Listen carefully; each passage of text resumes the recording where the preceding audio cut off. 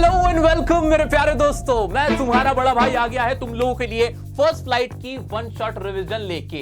अगर तुम्हें इंग्लिश से बहुत डर लग रहा है, 9th में अच्छे नंबर नहीं आए थे तो 10th में कैसे आ जाएंगे, चैप्टर्स खोल के भी नहीं देखे हुए हैं, कोई टेंशन लेने की जरूरत नहीं है। इस एक वीडियो को देखने के बाद तुम्हें सभी चैप्टर्स की पूरी समरी पता होगी, कहां से क्वेश्चन बनते हैं, इंपॉर्टेंट क्वेश्चन और पॉइंट तुम्हें पता होंगे, कीवर्ड तुम्हें याद हो जाएंगे।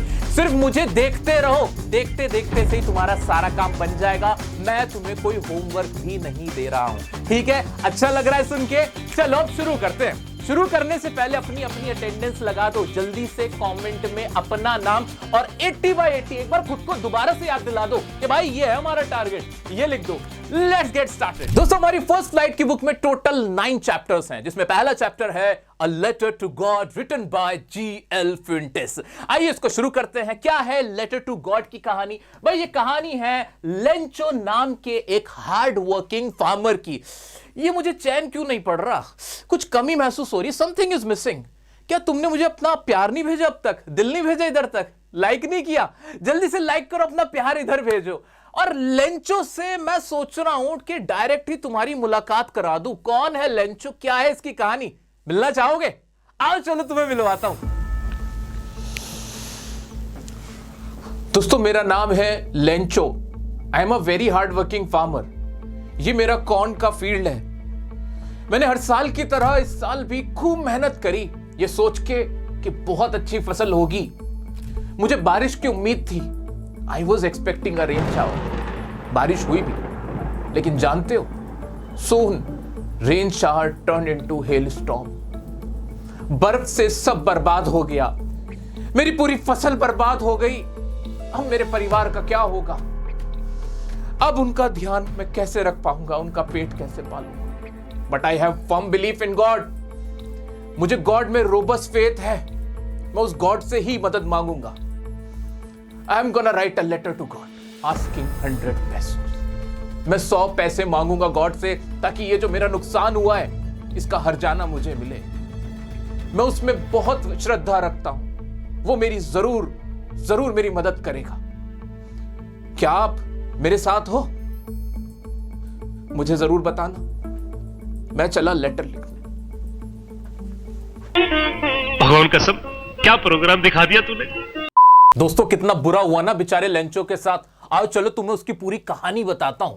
उस कहानी को जानने के लिए तुम्हें जरूरत पड़ेगी कुछ इंग्लिश के वर्ड्स की, जिनका मीनिंग तुम्हें पता होना ही चाहिए। आइए उन्हें देख लेते हैं।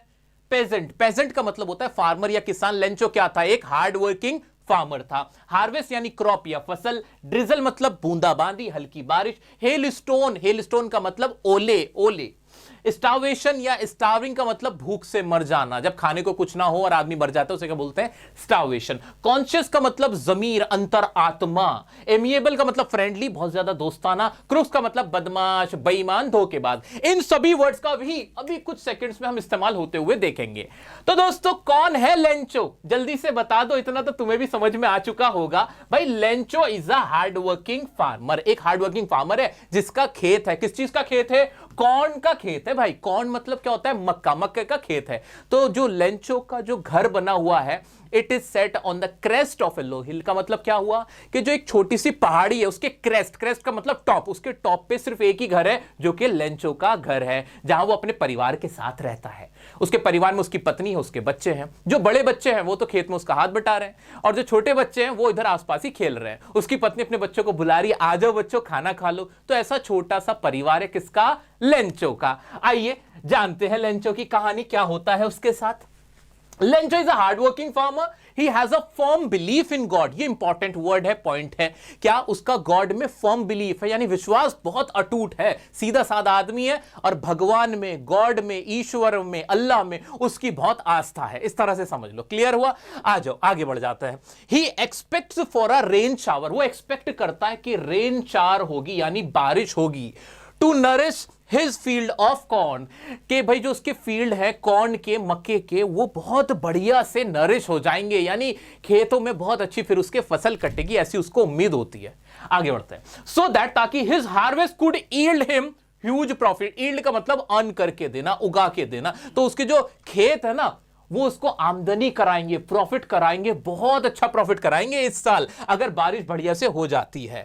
ठीक है, just like it does every year, जैसे कि हर साल होता है कि बारिश होती है उसके खेतों में और उसको ह्यूज प्रॉफिट होता है जिससे उसका पूरे साल का पेट भर जाता है, वो अपना और अपने परिवार का गुजारा चलाता है। इतना क्लियर है? सबको क्लियर है? आ जाते हैं। एज ही एक्सपेक्टेड, जैसा कि उसने उम्मीद की, रेनफॉल डिड हैपन, रेनफॉल हुआ, बारिश हुई, और जैसे बारिश हुई लेंचो बड़ा खुश हो गया, कह रहा है ये देखो ये बारिश नहीं है, ये बूंदे नहीं है, दीज आर नॉट ड्रॉप्स, ये क्या है, ये रेन ड्रॉप्स नहीं है, ये जो बड़ी बूंदे हैं ना ये 10 सेंट है, ये जो बारिश हो रही है इसमें जो बड़ी बूंदे हैं वो 10 सेंट यानी 10 पैसे हैं, और जो छोटी बूंद है वो क्या है, वो 5 सेंट है। ऐसा वो अपने परिवार से कहता है कि देखो ये जो बूंदे हैं ना ये पानी की बूंदे नहीं, ये पैसों की बारिश हो रही है, ये पैसे हैं। बड़ा खुश होता है, बड़ा खुश हो रहा है हमारा लेंचो, बड़ा खुश हो रहा है, लेकिन उसकी खुशी बट सूनर, बहुत जल्दी क्या होता है, it turned into a hello storm, एक तूफान में बदल जाती है, बर्फ के तूफान में बदल जाती है बारिश, रिजल्टिंग इन, और जिसका जो परिणाम स्वरूप क्या होता है, जिसका नतीजा क्या निकलता है, डिस्ट्रॉइंग द एंटायर क्रॉप, कि पूरी इसकी क्रॉप क्या हो जाती है, डिस्ट्रॉय हो जाती है। और इतनी बुरी डिस्ट्रॉय होती है कि लेंचो कहता है कि लोकस्ट जो होते हैं, लोकस्ट किसको बोलते हैं, टिड्डी को, किसको बोलते हैं, टिड्डी को, कि जो लोकस्ट होते हैं वो भी इतना बुरा नुकसान ना करते, वो भी कुछ छोड़ जाते, लेकिन अब जो ये जो बारिश हुई है, ओलो की बारिश हुई है, इसने तो पूरा ऐसा खराब कर दिया मेरी फसल कि मेरे सामने अब सवाल किस चीज का खड़ा हो गया है, सवाल किस चीज का खड़ा हो गया है कि which posed a threat to the family survival, family के सर्वाइवल का सवाल खड़ा हो गया है। पोस्ट का मतलब खड़े हो जाना, क्या थ्रेट, किस चीज का थ्रेट, फैमिली के सर्वाइवल का, कि स्टारवेशन से वो अब मरने के कगार पे आ चुका, उसके पास कोई पैसा नहीं, उसके पास कोई फसल नहीं बची, तो अब उसका क्या होगा। यहां तक सबको क्लियर है? बहुत बढ़िया, बहुत बढ़िया, बहुत ईजी है सर यहां तक। फिर क्या होता है, लेंचो वॉज डिसहार्टेंड, अब लेंचो क्या हो जाता है, डिजेक्टेड, डिजेक्टेड वर्ड मेरा बच्चा लिख सकते हो क्या, डिजेक्टेड, लेंचो क्या हो जाता है, डिजेक्टेड हो जाता है, डिसहार्टेंड हो जाता है, सैड हो जाता है, लेकिन पूरी रात सैड रहने के बावजूद भी उसको एक होप होती है, क्या होती है मेरे बच्चा, लेंचो को होप होती है, और होप किस चीज की होती है, उसको होप होती है, उसको होप होती है गॉड की, कि no one dies of hunger, कि कोई भी भूख से नहीं मरता। लेंचो क्या कहता है कि no one dies of hunger, वो इस बात पे विश्वास करता है कि लोग कहते हैं कि कोई भी भूख से नहीं मरता है, वो जो ईश्वर है, जो गॉड है, वो किसी को भूख से मरने नहीं देता है, इस होप में वो जीता है। अब उसके बाद क्या करता है वो, उसके बाद क्या करता है, Lencho was disheartened but he had a robust, robust का मतलब होता है बच्चे स्ट्रांग, रोबस्ट का मतलब स्ट्रांग, एक बार कमेंट में लिख दो, लिख दोगे तो याद रह जाएगा, जितना तुम यहां कमेंट में लिखोगे ना उतना तुम्हारे दिमाग पे लिख दिया जाएगा। ये लिखने का इतना फायदा होता है, तुम जो कॉपी में लिखोगे ना वो कॉपी में नहीं लिख रहे तुम, वो अपने दिमाग में लिख रहे हो तुम, इसलिए लिखो, ठीक है, मेरे साथ साथ लिखते जाओ, जो मैं कहूं ना पूछूं उसे कमेंट में एक बार टाइप कर दिया, जो मैं कहूं कि लिखना है चैप्टर के एंड में ऐसे लिख के दिखा दिया, ठीक है। उसकी रोबस्ट फेथ है गॉड के अंदर, he seeks the help, he seeks the help from the God, वो गॉड से सीख करता है, ढूंढता है, मांगता है हेल्प। कैसे मांगता है, he writes a letter to God, देखो चैप्टर का नाम आ गया लेटर टू गॉड, वो लिखता है एक लेटर, किसको, गॉड को, asking him God to send him 100 पैसों, कि भाई आप मुझे 100 पैसों दे दें जिससे मेरा जो नुकसान हुआ उसकी भरपाई कर दे, किससे, गॉड से, गॉड से वो मदद मांगता है। इतना सबको क्लियर? हाँ सर बहुत क्लियर है। He went to town to post his letter addressed to God, वो शहर जाता है, कस्बे में जाता है और अपना जो लेटर उसे पोस्ट करता है, जिसमें एड्रेस पता है किसका लिखा हुआ होता है, गॉड का लिखा हुआ होता है कि गॉड को भेजना है। अब फिर क्या होता है, when the letter being noticed by the postmaster, he breaks out laughing, जब लेटर नोटिस किया जाता है पोस्टमास्टर के द्वारा, पोस्टमास्टर के बाद उसका एम्प्लॉय लाता है, तो देखो कैसा आदमी है, अरे गॉड को लिख रहा है, अरे गॉड को लिख रहा, ऐसे ऐसे, अरे देखो पोस्टमास्टर साहब, तो उनका जो मेन पोस्टमास्टर होता है, हेड पोस्टमास्टर, वो क्या कहता है, वो भी हंस लेता है, देखो तो ये क्या, अरे अरे कैसा पागल आदमी गॉड को लेटर लिख रहा है। लेकिन बट इमीडिएटली क्या होता है, जो पोस्टमास्टर होता है, ही टर्न्ड सीरियस, वो गंभीर हो जाता है, and decided not to shake, shake करना ऐसे हिलाने को कहते हैं ना, तो वो क्या डिसाइड करता है कि वो शेक नहीं होने देगा, क्या शेक नहीं होने देगा, क्या नहीं हिलाने देगा, क्या नहीं हिलने देगा, द राइटर्स फेथ, राइटर की जो फेथ है उसे वो हिलने नहीं देगा। यहां राइटर कौन है मेरा बच्चा, हाँ सही पकड़े हो, लेंचो यहां राइटर था, तो लेंचो की फेथ को वो शेक नहीं होने देगा। क्लियर है, यहां क्लियर है। फिर क्या करता है, for this the post master contribute करता है, post master contribute from his salary, अपनी सैलरी से पैसे निकाल के देता है, and collects money from his colleagues and friends, और अपने कॉलीग से, अपने फ्रेंड से भी पैसा इकट्ठा करता है, किसके लिए? लेंचो की मदद करने के लिए। Very good. As an act of charity, भाई चैरिटी के तौर पे कि भाई मैं ना ये हेल्प करूंगा यार, बहुत बेचारा सीधा आदमी है, गॉड में कितनी आस्था है इसकी, कितना विश्वास है। ही कुड ओनली कलेक्ट 70 पैसों, लेकिन वो सिर्फ कितने पैसे कलेक्ट कर पाता है? सिर्फ 70 पैसे। एंड 70 पैसों विच ही रैप्ड इन एन एनवेलप, जो कि वो रैप कर देता है, लपेट देता है एक एनवेलप में। ऐसा वो क्यों करता है? एग्जाम का क्वेश्चन, एग्जाम के पॉइंट ऑफ व्यू से बहुत इंपॉर्टेंट लाइन, इसे पी जाओ बस, ये लिखना है तुम्हें एग्जाम में। क्या? To make it seem like a reply from the God, वो उसको रैप करता है इसलिए, to make it seem like, मेरे साथ साथ बोलो मेरा बच्चा, एक बार कमेंट में सब लिखो, to make it seem like a reply from God. Post master अपने एनवेलप को रैप क्यों करता है और उसमें साइन ऐसे क्यों करता है गॉड की तरह? क्योंकि to make it seem like a reply from God, because he does not want to shake the writer's faith, writer की फेथ को शेक नहीं होने देना चाहता था। क्लियर? बिल्कुल क्लियर सर, सब याद हो गया। From the God on having found the letter, जब लेटर पाने के बाद लेंचो क्या करता है? Lencho doesn't show any surprise at all. Lencho कहता है अच्छा कितने पैसे? 21, 20, 30, 70 और 70 पैसे उसको मिलते हैं। वो कोई सरप्राइज, कोई हैरानी शो नहीं करता है। इंस्टेड, बजाय इसके वो क्या करता है? ही becomes angry on counting the money, पैसे काउंट करते कहता है ये तो 70 पैसे ही है, मांगे तो 100 थे, कितने का फर्क रह गया? 30 पैसों का। लेंचो फिर क्या करता है? He again writes a letter to God, वो दोबारा एक लेटर लिखता है गॉड को। अब उसमें क्या लिखता है? To send him the remaining 30 पैसों डायरेक्टली, और कहता है गॉड से कि इस बार जो पैसे भेजो ना, डायरेक्टली मुझे भेज देना, instead of sending through the mail, mail के बजाय डायरेक्ट भाई मुझे भेज देना। ऐसा वो क्यों कहता है? He shows distrust, important word है, वो क्या शो करता है? डिस्ट्रस्ट, अविश्वास। उसे शक होता है किन पे? पोस्ट मास्टर और उसके साथियों पे। He shows distrust in the employees of the post office whom he calls a bunch of crooks. वो डिस्ट्रस्ट शो करता है जो एम्प्लॉय होते हैं पोस्ट ऑफिस के, और उनको क्या कहता है कि ये सारे क्या है? बदमाशों की टोली है, चोर है भाई, उचक्के, धोखेबाज, बेईमान, इन पे एक पैसे का मेरे को ट्रस्ट नहीं, मेरे 30 पैसे खा लिए इन्होंने।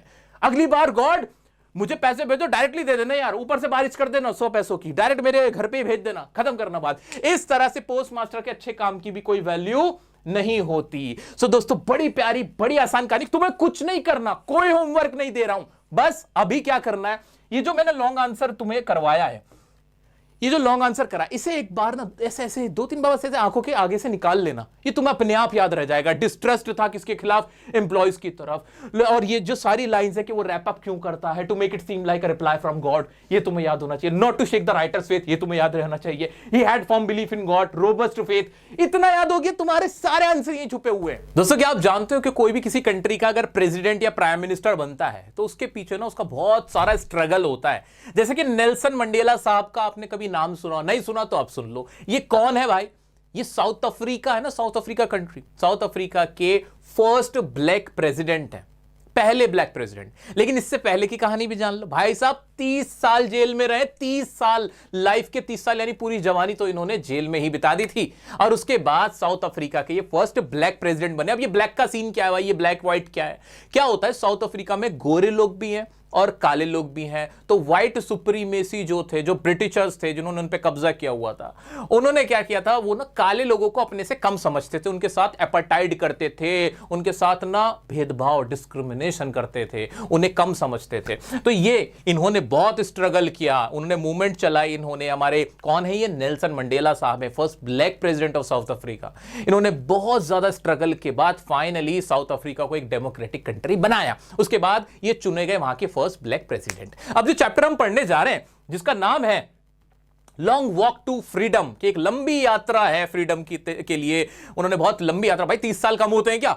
वो इन्होंने सफर तय किया। तो इनकी ना एक ऑटोबायोग्राफी, अपनी खुद की लिखी हुई कहानी है, उसी का एक एक्सर्प्ट यानी एक हिस्सा, एक पार्ट हमारे चैप्टर में बना, जिसका नाम बना चैप्टर का long walk to freedom, Nelson Mandela. ठीक है, अब क्या है इस कहानी में, आइए बता देता हूं। उससे पहले मैं चाहता हूं कि इस कहानी से रिलेटेड, चैप्टर से रिलेटेड मेरा बच्चा कुछ इंपॉर्टेंट वर्ड है जो तुम्हें याद करना ही है, तुम्हें पता होने से, वो देख लेते हैं। इमेंसिपेशन का मतलब मुक्ति, लिबरेशन, आजादी, ठीक है। एपाटाइड, ये सबसे इंपॉर्टेंट वर्ड है जो तुम्हें यूज ही करना है। एपाटाइड का मतलब क्या होता है? भेदभाव, काले गोरे का भेद, रेसिस्ट होना, ठीक है। बिसीज का मतलब घेरा डाल देना। कॉमरेड का मतलब साथी, कंपेनियन को कहते हैं। कर्टेल, किसी चीज को रिड्यूस करना, कम करना। डिप्रीमेशन, अभाव, यानी कोई चीज ना मिलना, वो चीज नसीब ना होना, एजुकेशन ना मिलना, या कोई पैसा या फिर खाना पीना ना मिलना, उसको कहते हैं डिप्राइव करना किसी को, डिप्रीवेशन, ठीक है।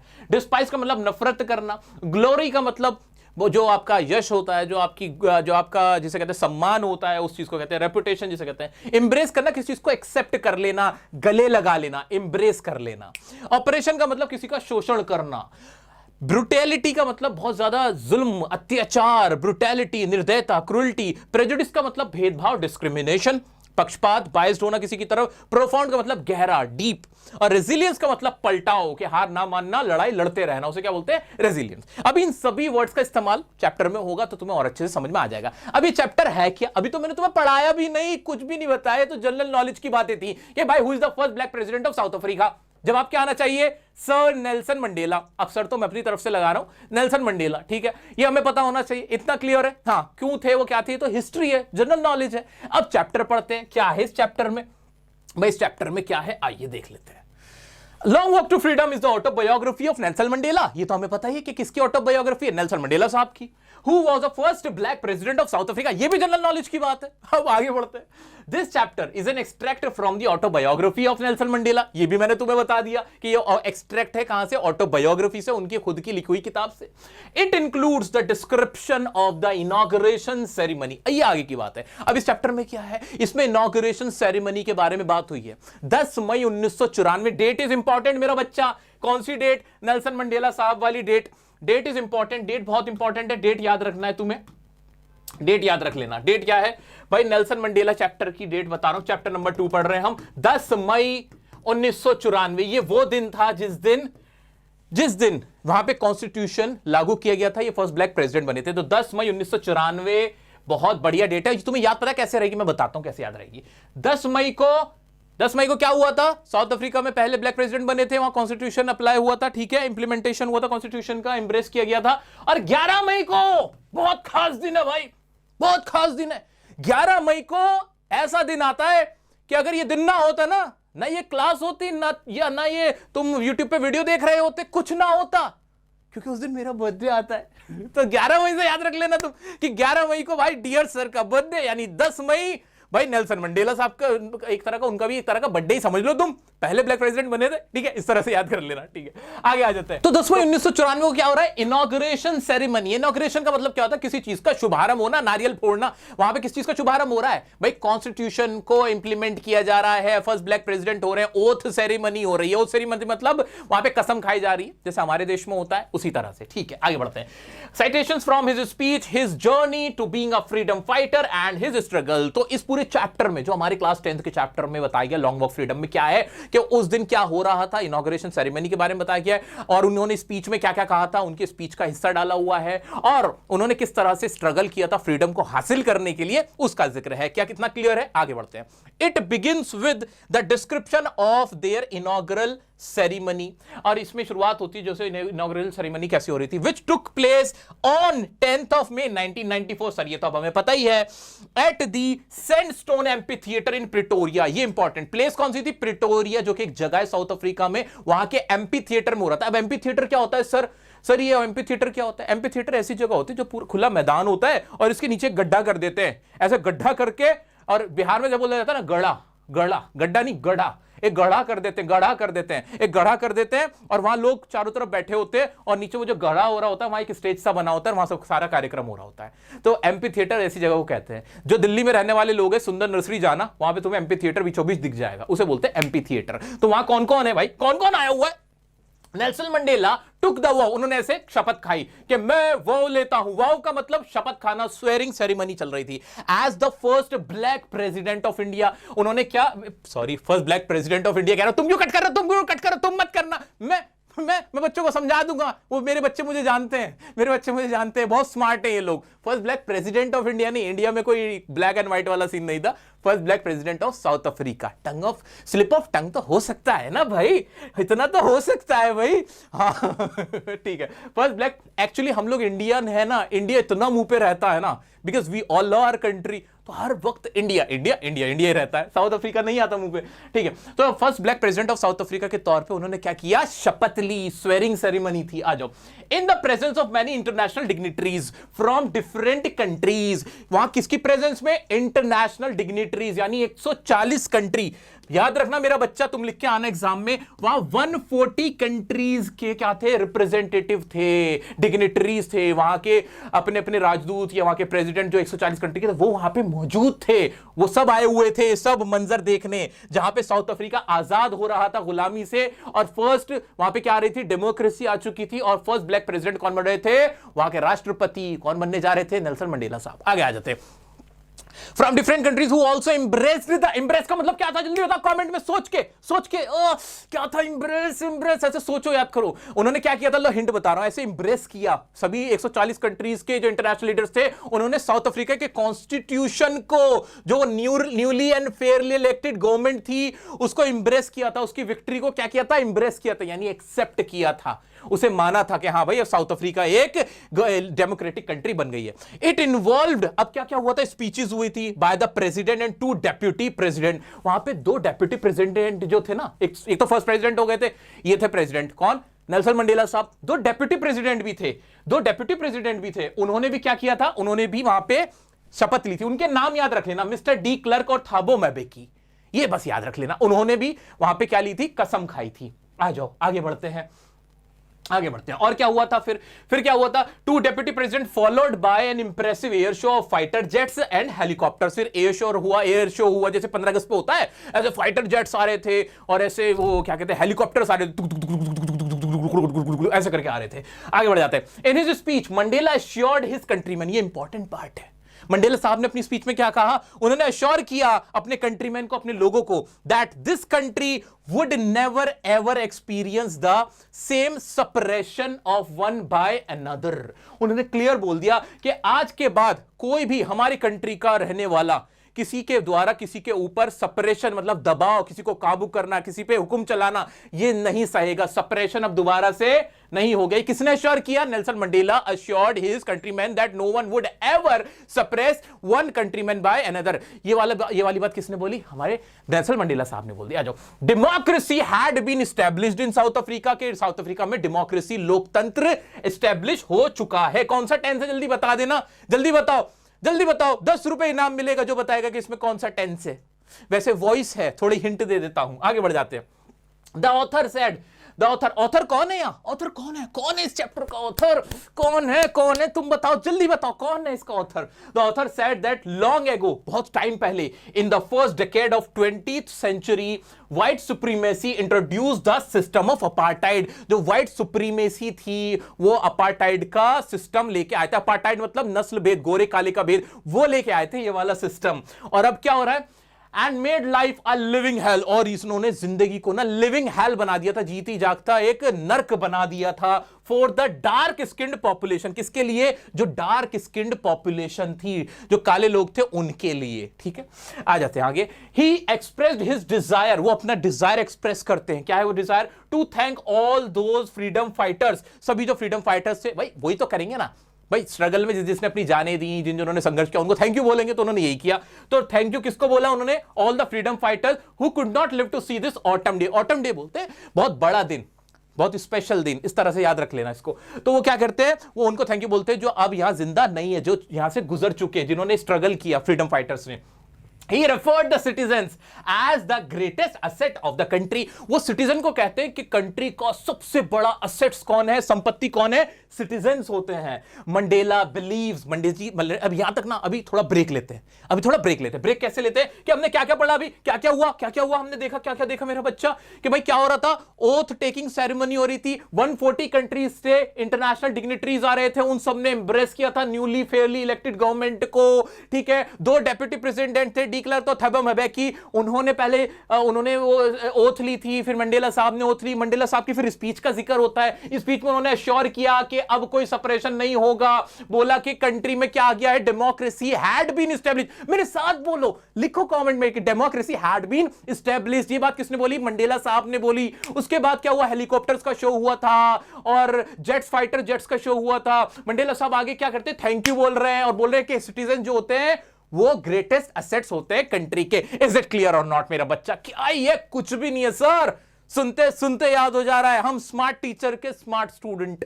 आ जाओ आगे बढ़ते हैं। फिर क्या होता है? फिर मंडेला साहब एक अलग बात बोलते हैं, एग्जाम के लिए इंपॉर्टेंट लाइन। सुनो मेरा बच्चा, यहां से सवाल आता है, यहां से क्वेश्चन पूछा जाता है। Mandela believes that courageous is not the man who is fearless। Mandela साहब कहते हैं कि दिलदार आदमी वो नहीं है जिसे डर नहीं लगता है, but the man who has overcome fear. दिलदार आदमी वो है, बड़े दिल वाला वो है जिसने डर पे काबू पा लिया है, वो बड़ा आदमी है। The author also mention 2 responsibilities every human has. इससे पहले एक और बात बता दूं, इसके बाद जो मंडेला साहब है वो ये भी बोलते हैं कि no one is born to hate someone, everyone is born to live to love. क्या कहते हैं कि कोई भी ना नफरत करने के लिए पैदा नहीं हुआ है, हर कोई पैदा हुआ है मोहब्बत करने के लिए। इसमें वो जिक्र भी करते हैं। नेल्सन मंडेला बताते हैं कि जब वो जेल में थे और उन पे खूब टॉर्चर किया जा रहा था, सारी लिमिट्स क्रॉस कर दी जा रही थी, वहां एक गार्ड था जिसके मन में थोड़ी सी सही लेकिन उनके लिए दया जागी थी, प्यार जागा था। इसी के ऊपर वो कहते हैं कि if people can learn to hate, अगर लोग ये सीख सकते हैं कि नफरत कैसे की जाती है या उन्हें सिखाया जा सकता है कि नफरत कैसे करनी है, they can be taught to love, तो उनको यह भी सिखाया जा सकता है कि प्यार कैसे किया जाता है। क्योंकि सब कुछ तो दिल में ही होता है ना भाई। सामने वाले के लिए तुम्हारे दिल में नफरत है या प्यार, ये तुम फैसला करते हो, ठीक है। तो दोस्तों प्यार बांटना चाहिए, प्यार इज इंपॉर्टेंट। आगे बढ़ जाते हैं और क्या कहते हैं नेल्सन मंडेला साहब? वो बताते हैं 2 रिस्पॉन्सिबिलिटी। कौन सी responsibility? 2 responsibilities every human has. वो कहते हैं हर इंसान की ना 2 रिस्पॉन्सिबिलिटीज होती हैं। एग्जाम में मेरा बच्चा सवाल आएगा कि बताओ वो कौन सी 2 रिस्पॉन्सिबिलिटी होती हैं जो नेल्सन मंडेला ने बताई है, जो कि हर इंसान या सिटीजन के ऊपर होती है। वो क्या है भाई? First towards his family, to his parents, to his wife and to his children. भाई पहली कौन सी किस किस की तरफ होती है? उसकी जिम्मेदारी अपने परिवार की तरफ, अपने पेरेंट्स की तरफ, अपनी वाइफ की तरफ और अपने चिल्ड्रन की तरफ। एंड सेकंड रिस्पॉन्सिबिलिटी या ऑब्लिगेशन भी जिम्मेदारी को बोलते हैं। सेकंड ऑब्लिगेशन किसकी तरफ होती है? Towards his country, people and the community, कि जो खुद की कंट्री होती है, कम्युनिटी होती है, पीपल। तो हर इंसान की, every human has 2 responsibility, first and second. Clear हो जाएगा। चलो आगे बढ़ जाते हैं। When Mandela became an adult, अब ये एक और चीज शुरू होती है, एक नई बात शुरू होती है। अब मंडेला साहब बताते हैं कि फ्रीडम का उनकी नजर में मतलब कि पहले क्या था और बाद में क्या था। जब वो छोटे थे तब वो फ्रीडम का मतलब क्या समझते थे, आजादी का मतलब क्या समझते थे। जैसे कि तुम हो, तुम्हें आजादी का मतलब क्या लगता है? मैं घूमने चला जाऊं दोस्तों के साथ, पार्टी करूं थोड़ी सी, है ना, मूवी देखने चला जाऊं या गाड़ी चलाऊं, बाइक चलाऊं। तुम्हें इस वक्त ये आजादी लगती होगी। तुम्हें आजादी लगती होगी कि स्कूल की यार 2 महीने की छुट्टी भूल जाए, एग्जाम ना हो, बस मैं खाऊं पीऊं, पॉकेट मनी मिल जाए, मैं पहाड़ों पे जाऊं, लद्दाख घूमने जाऊं, बुलेट चलाऊं, ये मेरी आजादी है ना। 10 साल बाद मैं तुमसे पूछूंगा कि मेरा बच्चा अब तुम्हें आजादी का मतलब क्या लगता है? तुम कहोगे आजादी का मतलब अब बदल गया है यार। अब आजादी ये लगती है कि यार ऑफिस से छुट्टी मिल जाए, थोड़ा सा सुकून मिल जाए, घर पे आराम कर लूं 2 मिनट के लिए, अपने मम्मी पापा के पास बैठ सकूं और कोई मुझसे सवाल ना करे, कोई मुझ पे चीखे ना, चिल्लाए ना, मेरे को बॉस की डांट ना सुननी पड़े, मैं 4 पैसे कम कमा लूं तब भी मेरी बीवी मुझसे झगड़ा ना करे। इस तरह की आजादी आपको तब अच्छी लगेगी। ठीक है, आगे बढ़ जाते हैं। भाई क्या है आजादी का मतलब? नेल्सन मंडेला का क्या निकला था, चेंज कैसे हुआ था? When Mandela became an adult, he realized that his freedom was an illusion। उन्हें लगा कि यार जो मेरा फ्रीडम को देखने का नजरिया था वो तो एक इल्यूजन था, वो तो सिर्फ एक झूठ था, भ्रम में जी रहा था मैं। He was the slave of exploitation। वो सिर्फ गुलाम थे एक्सप्लॉयटेशन के, हरासमेंट के, शोषण के गुलाम थे वो। उनका पूरा समाज, कम्युनिटी, जितने भी ब्लैक थे ना, वो सारे ब्लैक सिर्फ अपना शोषण करवा रहे थे, उनको कोई आजादी नहीं थी। Not only he was a slave, but his other family members were also। सिर्फ वही स्लेव नहीं थे, वही स्लेव मतलब गुलाम, वही गुलाम नहीं थे, उनके सभी फैमिली मेंबर्स भी गुलाम थे। अकॉर्डिंग टू हिम, उनके अनुसार, द ऑपरेसर, ऑपरेसर कौन है? जो शोषण कर रहा है। Oppressor is as much a prisoner as the oppressed. भाई जितना एक ऑपरेसर यानी जो शोषण कर रहा है और जिसका शोषण किया जा रहा है, यानी जिस पे अत्याचार किया जा रहा है और जो अत्याचार कर रहा है, वो दोनों ही गुलाम है, वो प्रिजनर है। क्यों?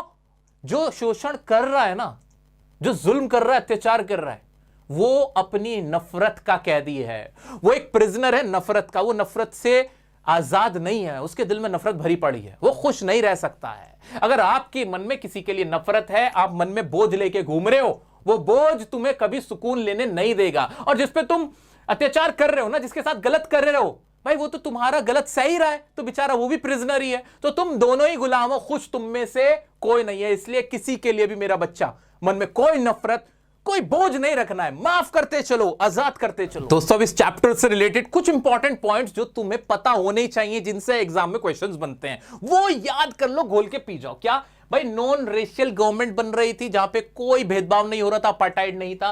प्रिजनर ऑफ हेट्रेड के बारे में किसने कहा? नेल्सन मंडेला साहब ने कहा था कि जो ऑपरेसर होता है और जो ऑपरेस्ड होता है, दोनों ही प्रिजनर होते हैं। तो ऑपरेसर किसका प्रिजनर होता है? प्रिजनर ऑफ हेट्रेड, उसे मन में नफरत होती है। अब फ्रीडम ऑफ मंडेला, ये इंपॉर्टेंट क्वेश्चन बनता है यहां से कि जो मंडेला की नजर में बचपन में जो फ्रीडम का मतलब था और जवानी में जो फ्रीडम का मतलब था, तो वो क्या था? तो बचपन में उन्हें ऐसा लगता था कि to run in the fields, खेतों में भागना दौड़ना, to ride the bull, bull की राइड करना, टू स्विम, तैरना, नाइट आउट करना, पढ़ना या कहीं जाना, ये सब फ्रीडम है उनके अकॉर्डिंग, ठीक है। और जब वो बड़े हुए, एडल्ट हो गए, तब फ्रीडम का मतलब क्या था? अचीविंग हिज पोटेंशियल, जितना उनके अंदर पोटेंशियल है, बराबर की अपॉर्चुनिटीज मिलना, इक्वालिटी मिलना, अर्निंग हिज कीप, अपना कमाना, खाना, अपना जिंदगी गुजारना, मैरिंग एंड हैविंग फैमिली, शादी करना और बच्चे पैदा करना और या बच्चों का ख्याल रखना, फैमिली चलाना, ये उनका फ्रीडम का मतलब था, जो कि जहां पे उनको पूरे हक नहीं मिले हुए थे उस वक्त की जो व्हाइट सुप्रीमेसी थी उसकी वजह से। और क्या, ये दो नाम याद रखना, एग्जाम में लिख के आना अगर इसमें से क्वेश्चन आता है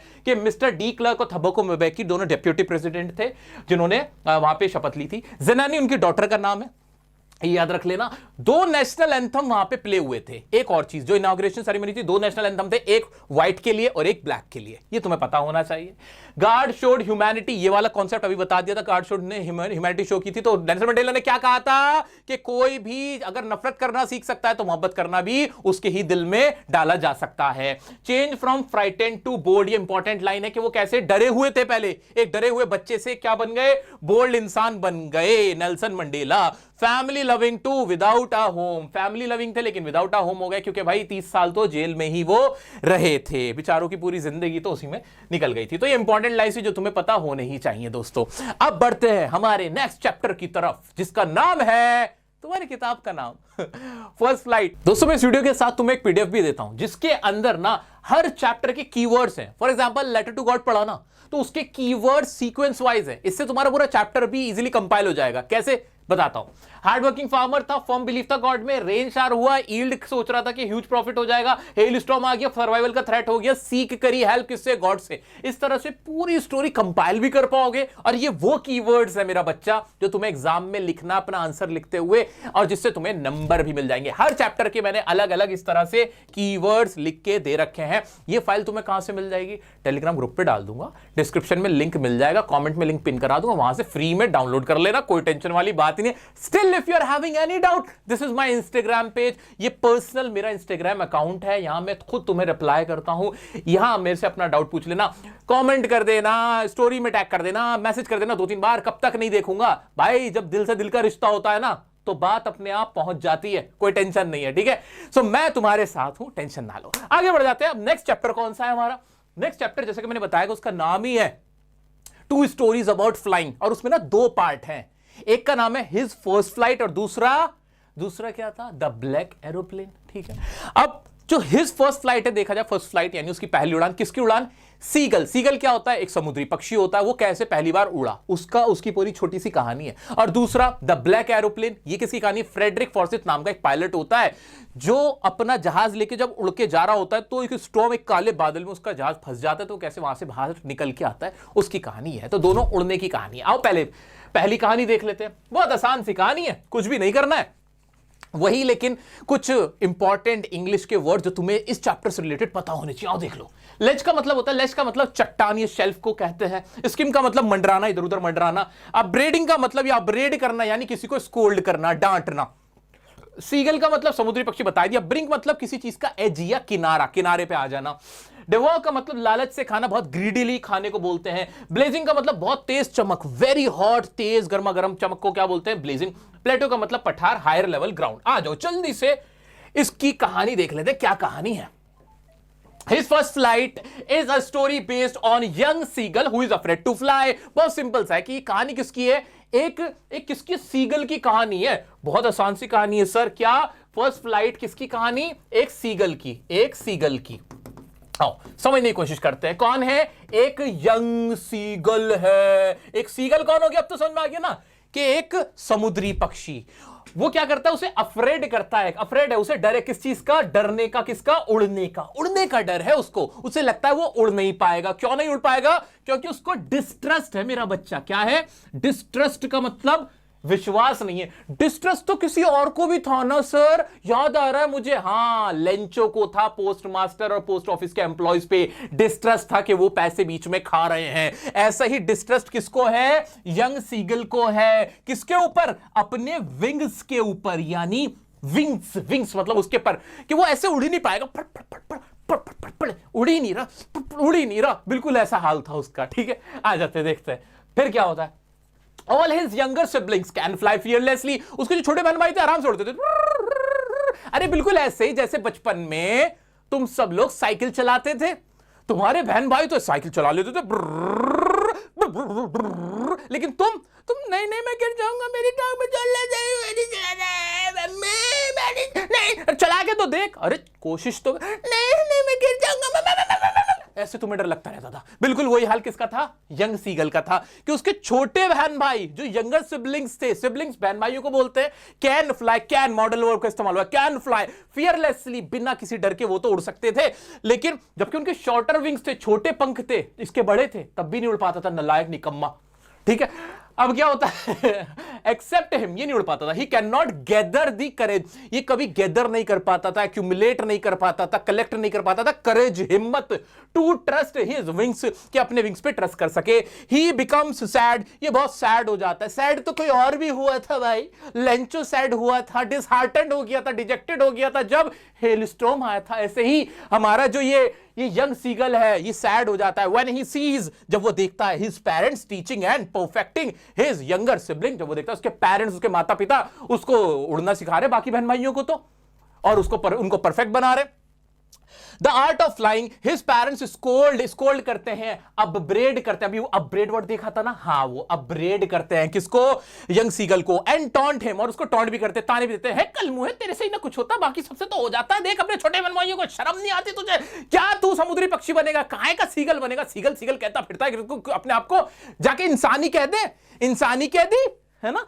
ठीक है, उसके बाद कहता है call him coward for not even trying. Coward का मतलब मेरा बच्चा क्या होता है, कावर्ड का मतलब होता है बहुत ज्यादा कायर इंसान। उसको क्या बोलते थे उसके फैमिली वाले, कि तू भाई एक नंबर का कायर है, क्या बोलते थे उसको, कावर्ड कह के चढ़ाते थे उसके parents. For not even trying, कि कोशिश तो कर ले, अरे निकम्मे कोशिश तो कर ले, है ना। आ जाओ, they threaten him to leave him, threat करते हैं उसको, डराते हैं कि हम तुझे अकेला छोड़ देंगे, एंड हंग्री, तुझे अकेला और भूखा छोड़ देंगे, इफ ही डजंट ट्राई, अगर वो ट्राई नहीं करता है। द फॉलोइंग डे, अगले दिन वो क्या करते हैं, he is left in isolation. Isolation का मतलब होता है बेटे अकेले, अकेला कर देना किसी को, आइसोलेट हो जाना, आइसोलेशन, उसे आइसोलेशन में कर देते हैं, अकेले छोड़ चले जाते हैं। ऑन द ब्रिंक, ब्रिंक मतलब क्या था जल्दी बताओ, हाँ एज, किनारा, किसके किनारे पर, on the brink of the ledge. Ledge हमने पढ़ा था ना, लेज किसको बोलते थे, चट्टान को बोलते थे, छोटी पहाड़ी को बोलते थे, उसके किनारे पे उसको अकेला छोड़ के चले जाते थे कि अब उड़ के दिखा, अब तू उड़ के आ। फिर क्या होता है भाई, फिर क्या होता है, He tries to seek the attention of his family members. सीख करता है, क्या सीख करता है, अटेंशन के, किसी तरह मेरे को देखो, ऐसे ऐसे अटेंशन मांगता है। हाँ, Only his mother notices him. बस उसकी मां ही सिर्फ उसकी तरफ देखती है। He begs his mother to bring him some food. वो अपनी मां से गुहार लगाता है कि कुछ खाना मिल जाए, इशारे करता है। His mother picks a piece of fish and flies towards him. उसकी मां क्या कहती है, पीस ऑफ फिश लाती है, अपने मुंह में टुकड़ा लेती है मांस का, किसका, मछली के मांस का, और उसकी तरफ उड़ती है। ये देख के खुश हो जाता है, बट स्टॉप्स मिडवे, लेकिन आधे रास्ते में रुक जाती है। He gets maddened out of hunger. ये भूख में पागल हो जाता है। दोस्तों एग्जाम की लाइन, इंपॉर्टेंट लाइन लर्न करनी है। He gets maddened out of hunger. भूख की वजह से पागलपन छा जाता है इसको। And takes the dive at the fish. और डाइव लगाता है फिश की तरफ ही। With a loud shout, चिल्ला के, सॉरी सॉरी, तुम्हारे कानों में लगी होगी, सॉरी सॉरी सॉरी, लेकिन वो कुछ ऐसे चिल्लाया था, भूख के मारे परेशान था। He falls outward and downward into space. वो outward, downward, नीचे की तरफ जा रहा है, बाहर की तरफ जा रहा है, और स्पेस के अंदर यानी आसमान में वो कूदा हुआ है। And he can feel his wings cutting through the air. और वो महसूस कर पा रहा है कि उसके जो विंग्स हैं वो हवा को काट पा रहे हैं। Finally he takes his first flight, और इस तरह से वो अपनी पहली फ्लाइट ले लेता है, वो उड़ चलता है। All the family members celebrate his victory. जितने भी फैमिली मेंबर्स होते हैं वो उसकी विक्ट्री को सेलिब्रेट करते हैं और उसके साथ उड़ने लग जाते हैं। By cheering and diving around him, उसके आसपास उसको उड़ते उड़ते हैं और उसको चीयर करते हैं कि ओहो नलायक, निकम्मे, निखट्टू, कैसे आए तू, है कायर, अब उड़ा तू। उसके साथ खुश होता है। This is how the young seagull overcomes his fear of flying. और इस तरह से जो young seagull होता है अपना fear of flying को दूर कर लेता है and realizes his inner strength और inner potential, और अपने potential को realize कर लेता है। ये कहानी तुम्हारी कहानी है, ये young seagull की कहानी नहीं है। तुम्हें वहां बैठे बैठे ये तो लग रहा है ना, नहीं यार मेरे नंबर नहीं आ सकते, मैं नहीं कर पाऊंगा। इंग्लिश, खासतौर से इंग्लिश तो ये तो उन्हीं को आती है जिनको बहुत अच्छी पहले से यारी होती है, मेरे बस की नहीं है। मैं 90% कहां ला सकता यार, नहीं नहीं नहीं, मेरे से नहीं हो पाएगा, मैं हूं ही नहीं यार, मेरे पास तो नहीं, मेरा दिमाग वैसा नहीं है। उन लोगों का दिमाग कुछ अलग ही है, जबकि जानते हो उनका दिमाग तुमसे छोटा है, उनकी काबिलियत तुमसे कम है, बट वो कोशिश कर रहे हैं।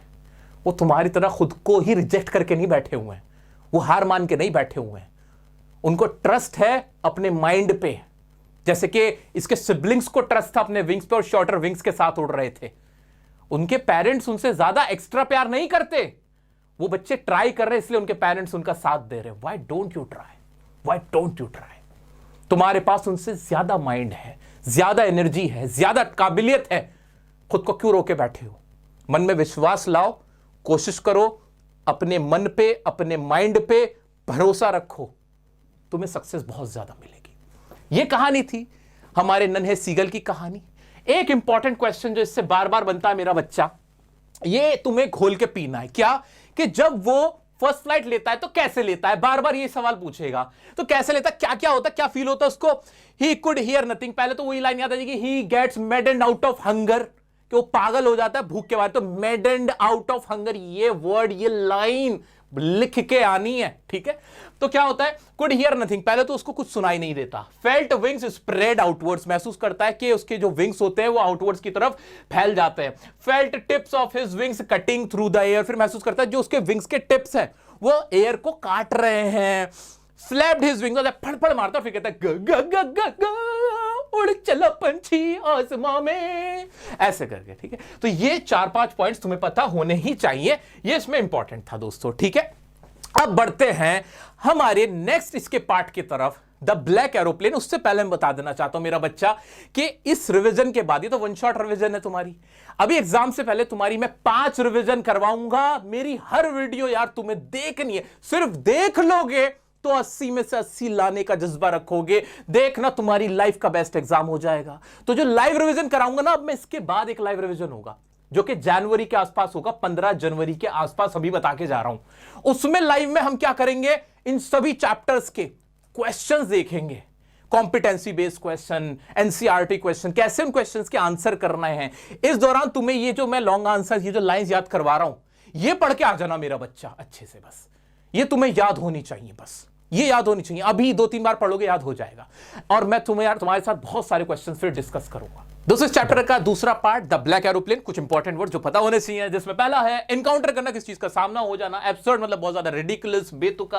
कंट्री साइड, देहाती जो जगह होती है, रूरल एरिया, उसे कंट्री साइड बोलते हैं। ट्विस्ट होना या ट्विस्टेड हो जाना, कोई चीज मुड़ जाना, झटका लगना, उसको क्या बोलते हैं? ट्विस्टेड, ठीक है? आ जाओ, क्या है कहानी ब्लैक एरोप्लेन की? बड़ी सिंपल सी कहानी है। फ्रेडरिक फॉर्सिथ जो इसके राइटर भी हैं, वो एक पायलट होते हैं, वो एक डकोटा एरोप्लेन चला रहे होते हैं, जो कि माना जाता है कि ये एक जो पैसेंजर वाला एरोप्लेन तो नहीं माना जाता है इसको, क्योंकि इसका साइज थोड़ा छोटा होता है, ठीक है? तो हमें ये अभी स्पेसिफिकली बुक में नहीं बताया गया है कि भाई ये कौन सा एरोप्लेन था, इसमें और पैसेंजर थे कि नहीं, इसके बारे में कोई जिक्र नहीं है, ठीक है? आगे बढ़ जाते हैं। The narrator of the story, Frederick Forsyth, is a pilot who is flying from Paris to London. जो इसके पायलट हैं, जो इसके पायलट है दोस्तों, वो कहां से, पेरिस से लंदन जा रहे हैं, वो पेरिस से लंदन जा रहे हैं इस कहानी के अंदर, ठीक है। Feeling happy and contented, content important word है, सेटिस्फाइड बहुत ज्यादा उसको कंटेंट बोलते हैं, तो वो बहुत खुश है, कंटेंटेड है।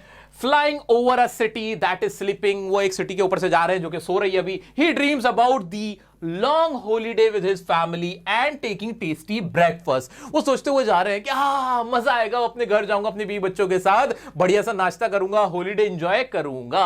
After landing, as soon as he crosses Paris, जैसे ही वो पेरिस को क्रॉस करते हैं, he gets a look of the dark clouds signifying the upcoming storm।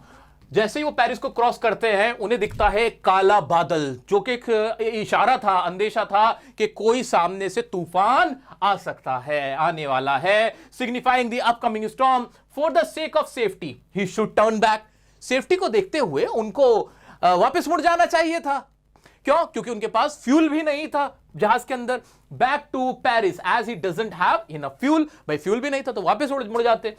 To fly up और around them, for example black cloud तुम्हारे सामने है, तुम पायलट हो, है ना, अब सामने ब्लैक क्लाउड के अंदर तो घुस नहीं सकते। एक तरीका क्या है कि आप उसके ऊपर से ऊपर उतार के ले जाओ, ऐसे ऊपर से ये बादल रह जाएगा क्लाउड और आप इसके ऊपर से चले जाओगे, लेकिन इसके लिए तुम्हें ज्यादा ऊंचे जाना पड़ेगा, जिसके लिए तेल चाहिए होगा, फ्यूल तुम पे है नहीं, ठीक है। या उसके बराबर में से ऐसे करके चले जाओगे तो भी तुम्हारे पास तेल नहीं है, ज्यादा तुम्हें ट्रैवल करना पड़ेगा, तो एक ही ऑप्शन बचता था कि तुम ऐसे मोड़ लेते और चुपचाप अच्छे बच्चों की तरह वापस हो लेते। लेकिन फ्रेडरिक फॉर्सिथ ने ऐसा नहीं किया। उन्होंने क्या किया, he thinks otherwise to fulfil his dream of being with family and having breakfast. उनका तो ड्रीम ये था कि भाई अपने फैमिली के साथ ब्रेकफास्ट करना, हॉलिडे एंजॉय करना है। उन्होंने क्या किया, he risk the life of his passenger and, अब ये लाइफ ऑफ पैसेंजर वाली जो लाइन है मैंने पहले ही बता दिया कि डकोटा की हमें बुक के अंदर स्पेसिफिकली नहीं बताएगी कि उनके साथ कोई और था कि नहीं, एक दो लोग जो भी थे कि नहीं, ठीक है।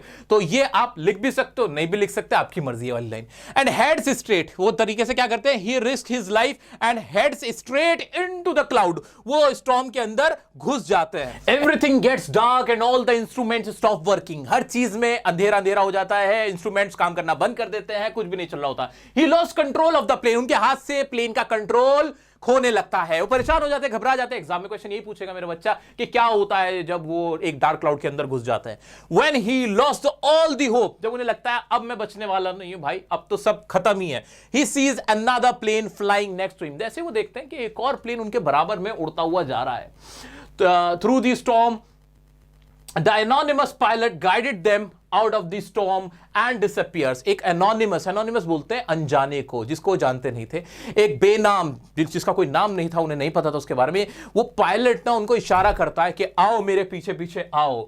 और फिर क्या होता है, the anonymous pilot guided them out of the storm and disappears, वो स्टॉर्म में से उनको बाहर निकाल के ले जाता है और गायब हो जाता है। आफ्टर लैंडिंग, जब लैंडिंग हो जाती है प्लेन की, पायलट क्या करता है, the pilot ask about the other plans pilot, वो क्या करते हैं, जो पायलट जाता है फ्रेडरिक फॉर्सिथ एकदम से रिसेप्शन में जाता है, सुनिए वो जो दूसरे पायलट थे, वो जो ब्लैक एरोप्लेन में थे, वो कौन थे, कहां मिलेंगे वो कहते हैं सर आपका क्या थोड़ा सा दिमाग खराब है, आज तो किसी और की फ्लाइट ही नहीं थी। Oh my God! He is left in shock to know that there was no plane in the sky except his. उन्हें पता चलता है उस दिन आकाश में कोई और प्लेन था ही नहीं, सिर्फ उन्हीं का था। अब वो दूसरा पायलट कौन था? एग्जाम में अगर क्वेश्चन आता है तो तुम सीधा सा बोलोगे कि वो कुछ भी नहीं था, दैट वॉज हिज इमेजिनेशन। वो उनकी क्या थी, सिर्फ एक कल्पना थी, एक इमेजिनेशन थी। तो तुम्हें यही मानते हुए चलना है और कुछ मत लिखते हुए आ जाना कि नहीं वो तो आसमान में से कोई दूत आया था उनको बचाने के लिए और कुछ और एलियन आ गया, ऐसा कुछ मत लिख देना। That was all his imagination, his hope या his positivity that kept him cool, इस तरह से कहते हुए आपको आंसर आगे अपना लिख देना, ठीक है। तो ये थी कहानी द ब्लैक एरोप्लेन की। तो दोस्तों बड़ी मजेदार सी कहानियां थी। अब बढ़ते हैं हमारे नेक्स्ट चैप्टर की तरफ, जिसका नाम है द डायरी ऑफ एनी। मेरे प्यारे दोस्तों, मैं आपको बता देना चाहता हूं कि आपके फर्स्ट फ्लाइट के सभी चैप्टर्स की मैंने सेपरेट वीडियो भी बना रखी है।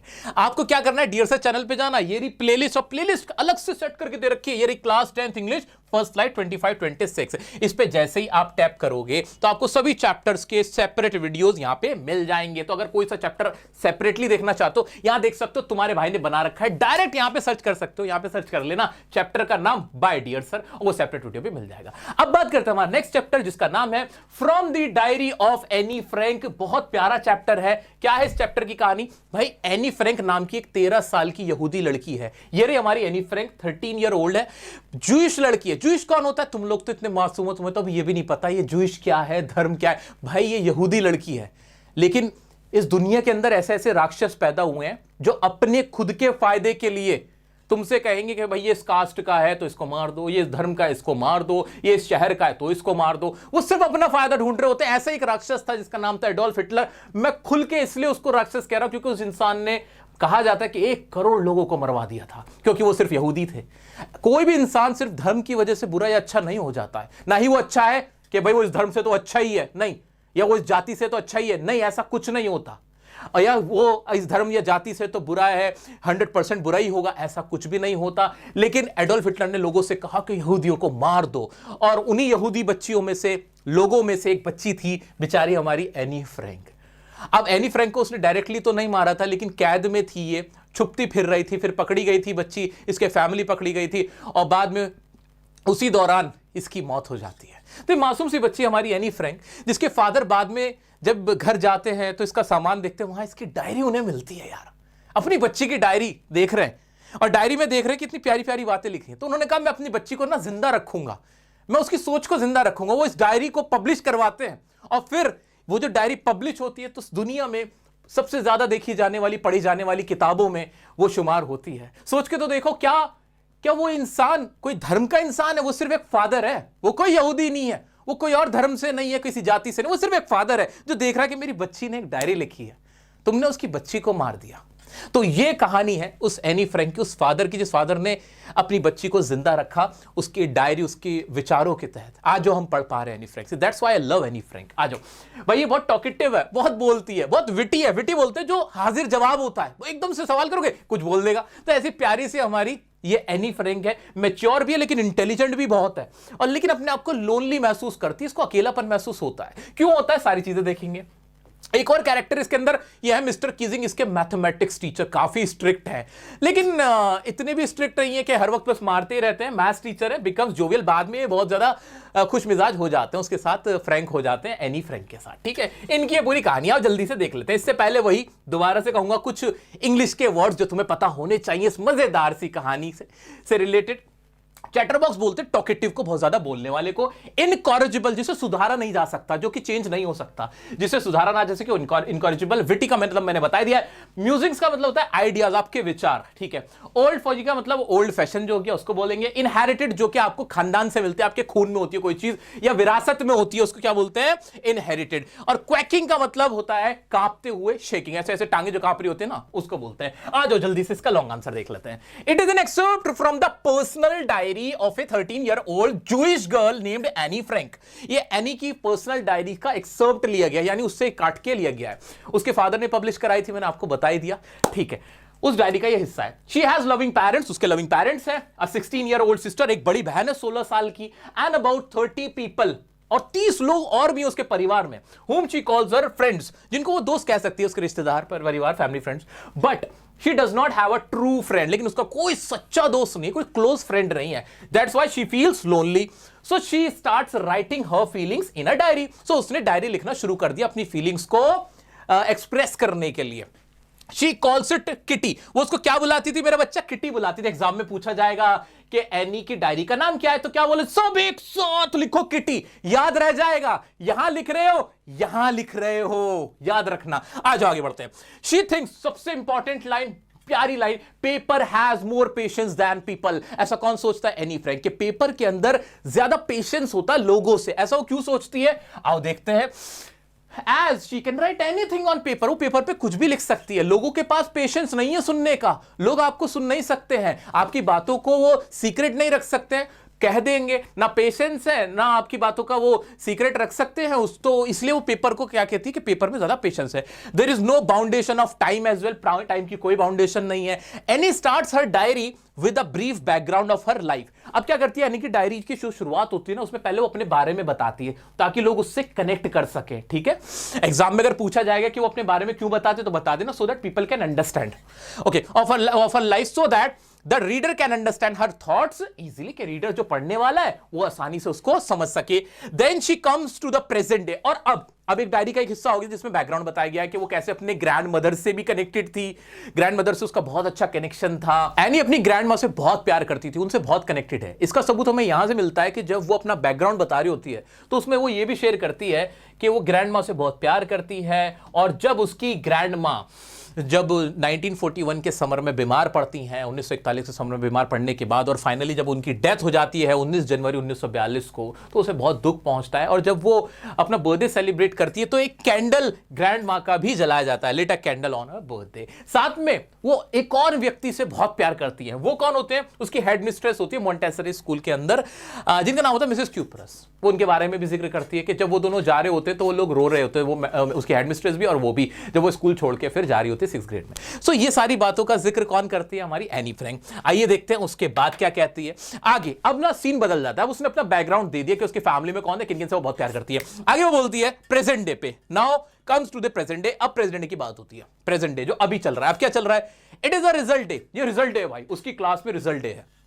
When entire class is quacking in its boots, quacking का मतलब ने क्या देखा था? कांप रहे थे, ठीक है, in its boots उसके, and boys are even making bets। वो बता दी कि क्लास में ना सब लोग की ना कांपे टांग, I mean टांगे कांप रही हैं, और जो बॉयज हैं, जो क्लास के लड़के, वो तो शर्तें लगा रहे हैं, देख देख देख देख इतने नंबर आएंगे तो इस सब्जेक्ट में फेल हो जाएगा। इस तरह की बात हो रही है। Boys are even making bets and is quite sure about the result of herself and her female friends, या फिर हर गर्लफ्रेंड्स वर्ड यूज हुआ है टेक्स्ट के अंदर। तो वो कहती कि एनी अपने बारे में बताती कि भाई मुझे कोई टेंशन नहीं, क्लास के लड़के ना उनकी तो टांगे कांप रही हैं और वो बैट्स भी लगा रहे हैं, लेकिन मैं और मेरी फ्रेंड्स के बर्थडे कह रहा हूं, रिजल्ट्स को लेके मैं बड़ी क्लियर हूं कि हम तो पास हो जाएंगे।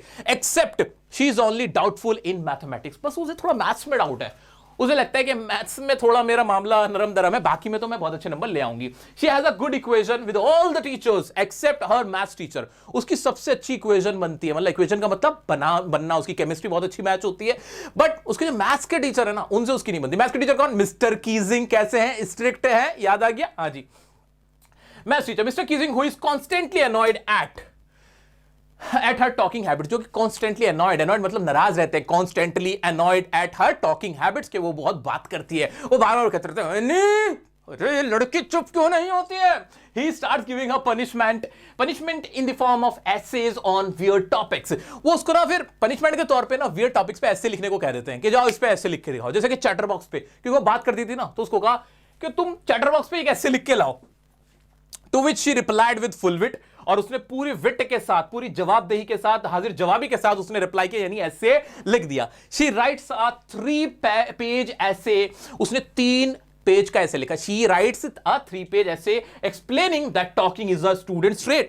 अब एग्जाम का इंपॉर्टेंट लाइन, एग्जाम का इंपॉर्टेंट क्वेश्चन, मेरा बच्चा कैनी ने किस तरह का रिप्लाई किया था, क्या पनिशमेंट मिली थी, शॉर्ट में, लॉन्ग में, हर तरह से पूछा जा सकता है। तो any rights uh 3-page essay explaining that talking is a student's trait। तो पहला पॉइंट ये याद रखना कि बात करना एक बच्चे की आदत होती है, उसकी पहचान होती है, ठीक है, students trait. And she inherited from her mother, और वो उसको उसकी मदर से मिला। इनहेरिट का मतलब कहीं तो पढ़ा था, कहीं तो याद नहीं आ रहा, याद आ गया, याद आया, हाँ विरासत में मिला था मेरा बच्चा। इनहेरिटेड है कहां से? मदर से। And not much could be done, और इसका कुछ ज्यादा किया नहीं जा सकता, यानी इसको बदला नहीं जा सकता है। Mr. Keesing assigned her another essay, an incorrigible chatterbox। Incorrigible का मतलब क्या था? जिससे सुधारा ना जा सके। That cannot be mended is called incorrigible। So एन्ने ने क्या लिखा फिर? एन्ने को दोबारा पनिशमेंट क्या मिली कि अब एक और ऐसे लिखो, an incorrigible chatterbox। एन्ने did it again। एन्ने ने फिर लिख डाला। On the third time he gave her an essay on quack sad mister chatterbox, और तीसरी बार उसको क्वैक सैड मिस्टर चैटरबॉक्स, ये इस टॉपिक पे ऐसे लिखा, जिस पे एने ने क्या करा? एने rights a poem on it. एने ने इसके ऊपर एक पोएम लिख डाली। देख रहे हो इंटेलिजेंट क्यों थी, मैच्योर क्यों थी, ये सारे सबूत मिल रहे हैं। इंटेलिजेंट थी तभी ऐसे लिख पाती थी, मैच्योर थी तभी उसको ऐसा लगता था कि paper has more patience than people, humorous भी थी, उसके अंदर लिखने की कला भी थी, that's why she was very creative, very intelligent. ये सारी चीजें हमें लिखनी है मेरा बच्चा, ठीक है। तो ये सारे एग्जाम्पल में आ जाएगा। Which makes whole class laugh। अब जो उसने पोएम लिखी ना, वो इतनी जबरदस्ती कि पूरी क्लास हंसने लगी, including mister Keesing. Mister Keesing भी साथ में हंसने लगे। After that he never points her out for talking, और उसके बाद उन्होंने उसको टोकना बंद कर दिया, बात करने पे डांटना बंद कर दिया। सो मेरा बच्चा, ये थी हमारी प्यारी सी गुड़िया एनी फ्रैंक। दोस्तों next chapter, glimpses of India. ये कोई चैप्टर नहीं है यार, ये तो हमारी कहानी, हमारे देश की कहानी है, भारत की कहानी है। ग्लिम्पसेस ऑफ इंडिया का मतलब कि भारत की झलकियां, कि भारत के अंदर हमारे देश में कितने डिफरेंट डिफरेंट तरह के कल्चर हैं, जगहें हैं, खूबसूरत जगहें हैं, और क्या क्या ट्रेडिशंस हैं वहां के, उनके बारे में, जिसमें तीन चैप्टर या 3 पार्ट मैं कहूंगा इसके अंदर बताए गए हैं। जिसमें पहला है बेकर फ्रॉम गोवा। गोवा का नाम सुना है ना, गोवा सोचते क्या दिमाग में आता है, बीचेस दिमाग में आते हैं कि बहुत ज्यादा वहां पे बीच है, और क्या है वहां पे पुर्तगाली वहां पे कल्चर है। पोर्तुगीज लोग पहले वहां रहते थे, पुर्तगाल से आए थे, उन्होंने वहां बसाया था, वहां बस गए थे, वो लोग वहां रहते थे, तो उनका कल्चर, उनके कल्चर में ना ब्रेड खाने का बड़ा कल्चर होता है उन लोगों का। यूरोप के अंदर ब्रेड काफी चलता है, तो ब्रेड खाने का बड़ा कल्चर था। तो वो ब्रेड जो बनाने वाले होते थे, जो बेकर होते थे, उन्हें बेकर कहते थे। तो गोवा के अंदर बेकर लोग बड़े पॉपुलर होते थे, और ब्रेड बड़ा पॉपुलर था। ब्रेड मेकिंग जो कल्चर था वो बड़ा पॉपुलर था। हर शादी ब्याह पार्टी के अंदर ब्रेड होती थी, और जो सबसे पॉपुलर ब्रेड थी उसका नाम था बोल, जो कि स्वीट ब्रेड होती थी। तो ये चैप्टर थोड़ी पढ़ा रहा हूं मैं तुम्हें, ये तो मैं तुम्हें जनरल नॉलेज दे रहा हूं, यही तुम्हारा चैप्टर है, ठीक है। तो इसके अंदर क्या था, बेकर जो होते थे ना, उनके बारे में बताया गया कि कैसे बेकर वहां के कल्चर का हिस्सा थे।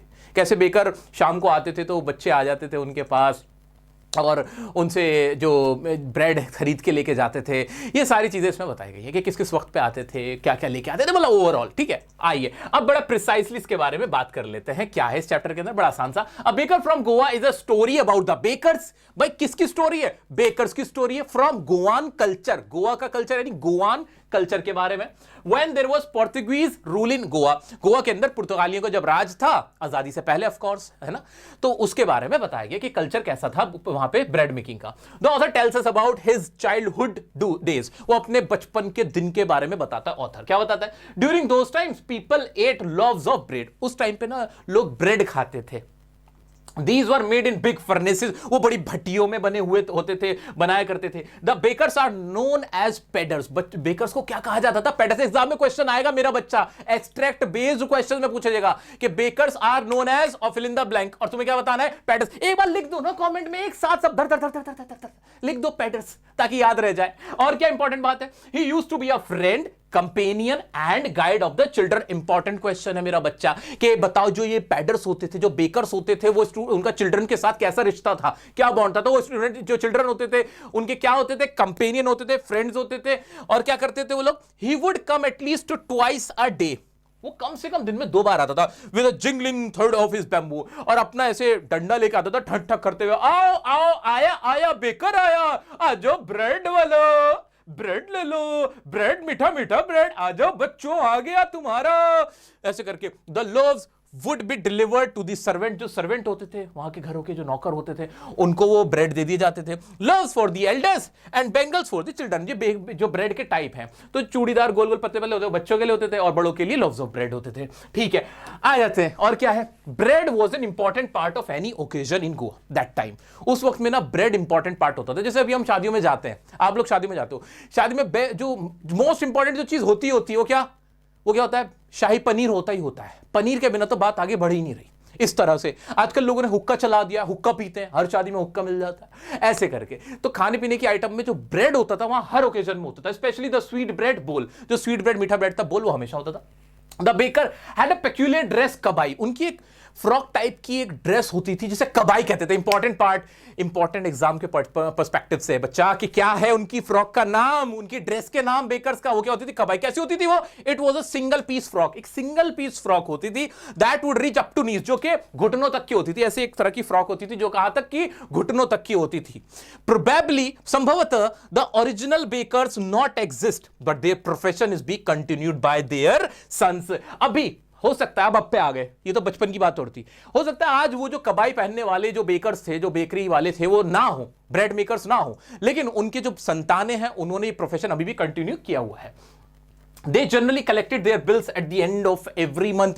हर महीने के आखिर में वो लोग अपने बिल्स का कलेक्शन करते थे, मतलब उधार खाता चलता था, ऐसा होता था। Baking was a profitable business in those days, वो ना उस टाइम पे भी ना प्रॉफिटेबल बिजनेस सब प्रॉस्परस होते थे। अच्छा, ये जो बेकर्स होते थे उनकी ना उसके बारे में बताया गया कि कैसे वो दिखते थे, तो काफी प्लम होते थे। कैसे होते थे, काफी प्लम होते थे। और कैसे होते थे, जैक फ्रूट, कटहल जैसे दिखते थे, मोटे तगड़े, क्योंकि भाई मीठी मीठी चीजें खुद भी खाते रहते थे, तू भी खा, केले भी लाओ, मैं भी खाऊंगा। अरे ब्रेड खाओ मीठे मीठे। ऐसे अरे हलवाई नहीं होता, हलवाई नहीं होता। हलवाई कैसा होता है? मोटा तगड़े होते हैं हलवाई। मैंने कोई पतला नहीं देखा कि कोई ऐसा सूखा हुआ आदमी है, हाँ जी मैं हलवाई हूं। ना ना, ओ भाई क्या लोगे यार, क्या रसगुल्ले खा ले, जलेबी खा ले यार। अरे इमरती तेरे लिए तो बनाई है यार, आ जाना इमरती खा ले। ऐसे करके होते हैं, है ना हलवाई। ज्यादा हो गया, माइंड मत करना, चलो आ जाओ आगे बढ़ जाते हैं। ठीक है, तो बेकर्स कुछ मोटे तगड़े ताजे होते थे, ठीक है, कबाई पहनते थे। बस इसमें और है ही क्या, सिंपल सा, बच्चों के साथ क्या रिलेशन था ये याद रखना है। कबाई ड्रेस वो पहनते थे और उनको पेडर्स कहा जाता था। और क्या ये प्रॉफिटेबल बिजनेस है? तो तुम बोलोगे हाँ ये प्रॉस्पेरस थे, क्योंकि वो लोग प्रॉस्पेरस थे। और हमें लगता है कि आज भी ये प्रॉफिटेबल बिजनेस रहा होगा, क्योंकि बेकिंग आज भी जो बिग फर्नेसेस है, आज भी जो बिग फर्नेसेस है ना मेरा बच्चा, वो पाई जाती हैं। आज भी बिग फर्नेसेस जो है वो आज भी आप देख सकते हैं कि फर्नेसेस हम देख सकते हैं कि गोवा के अंदर है।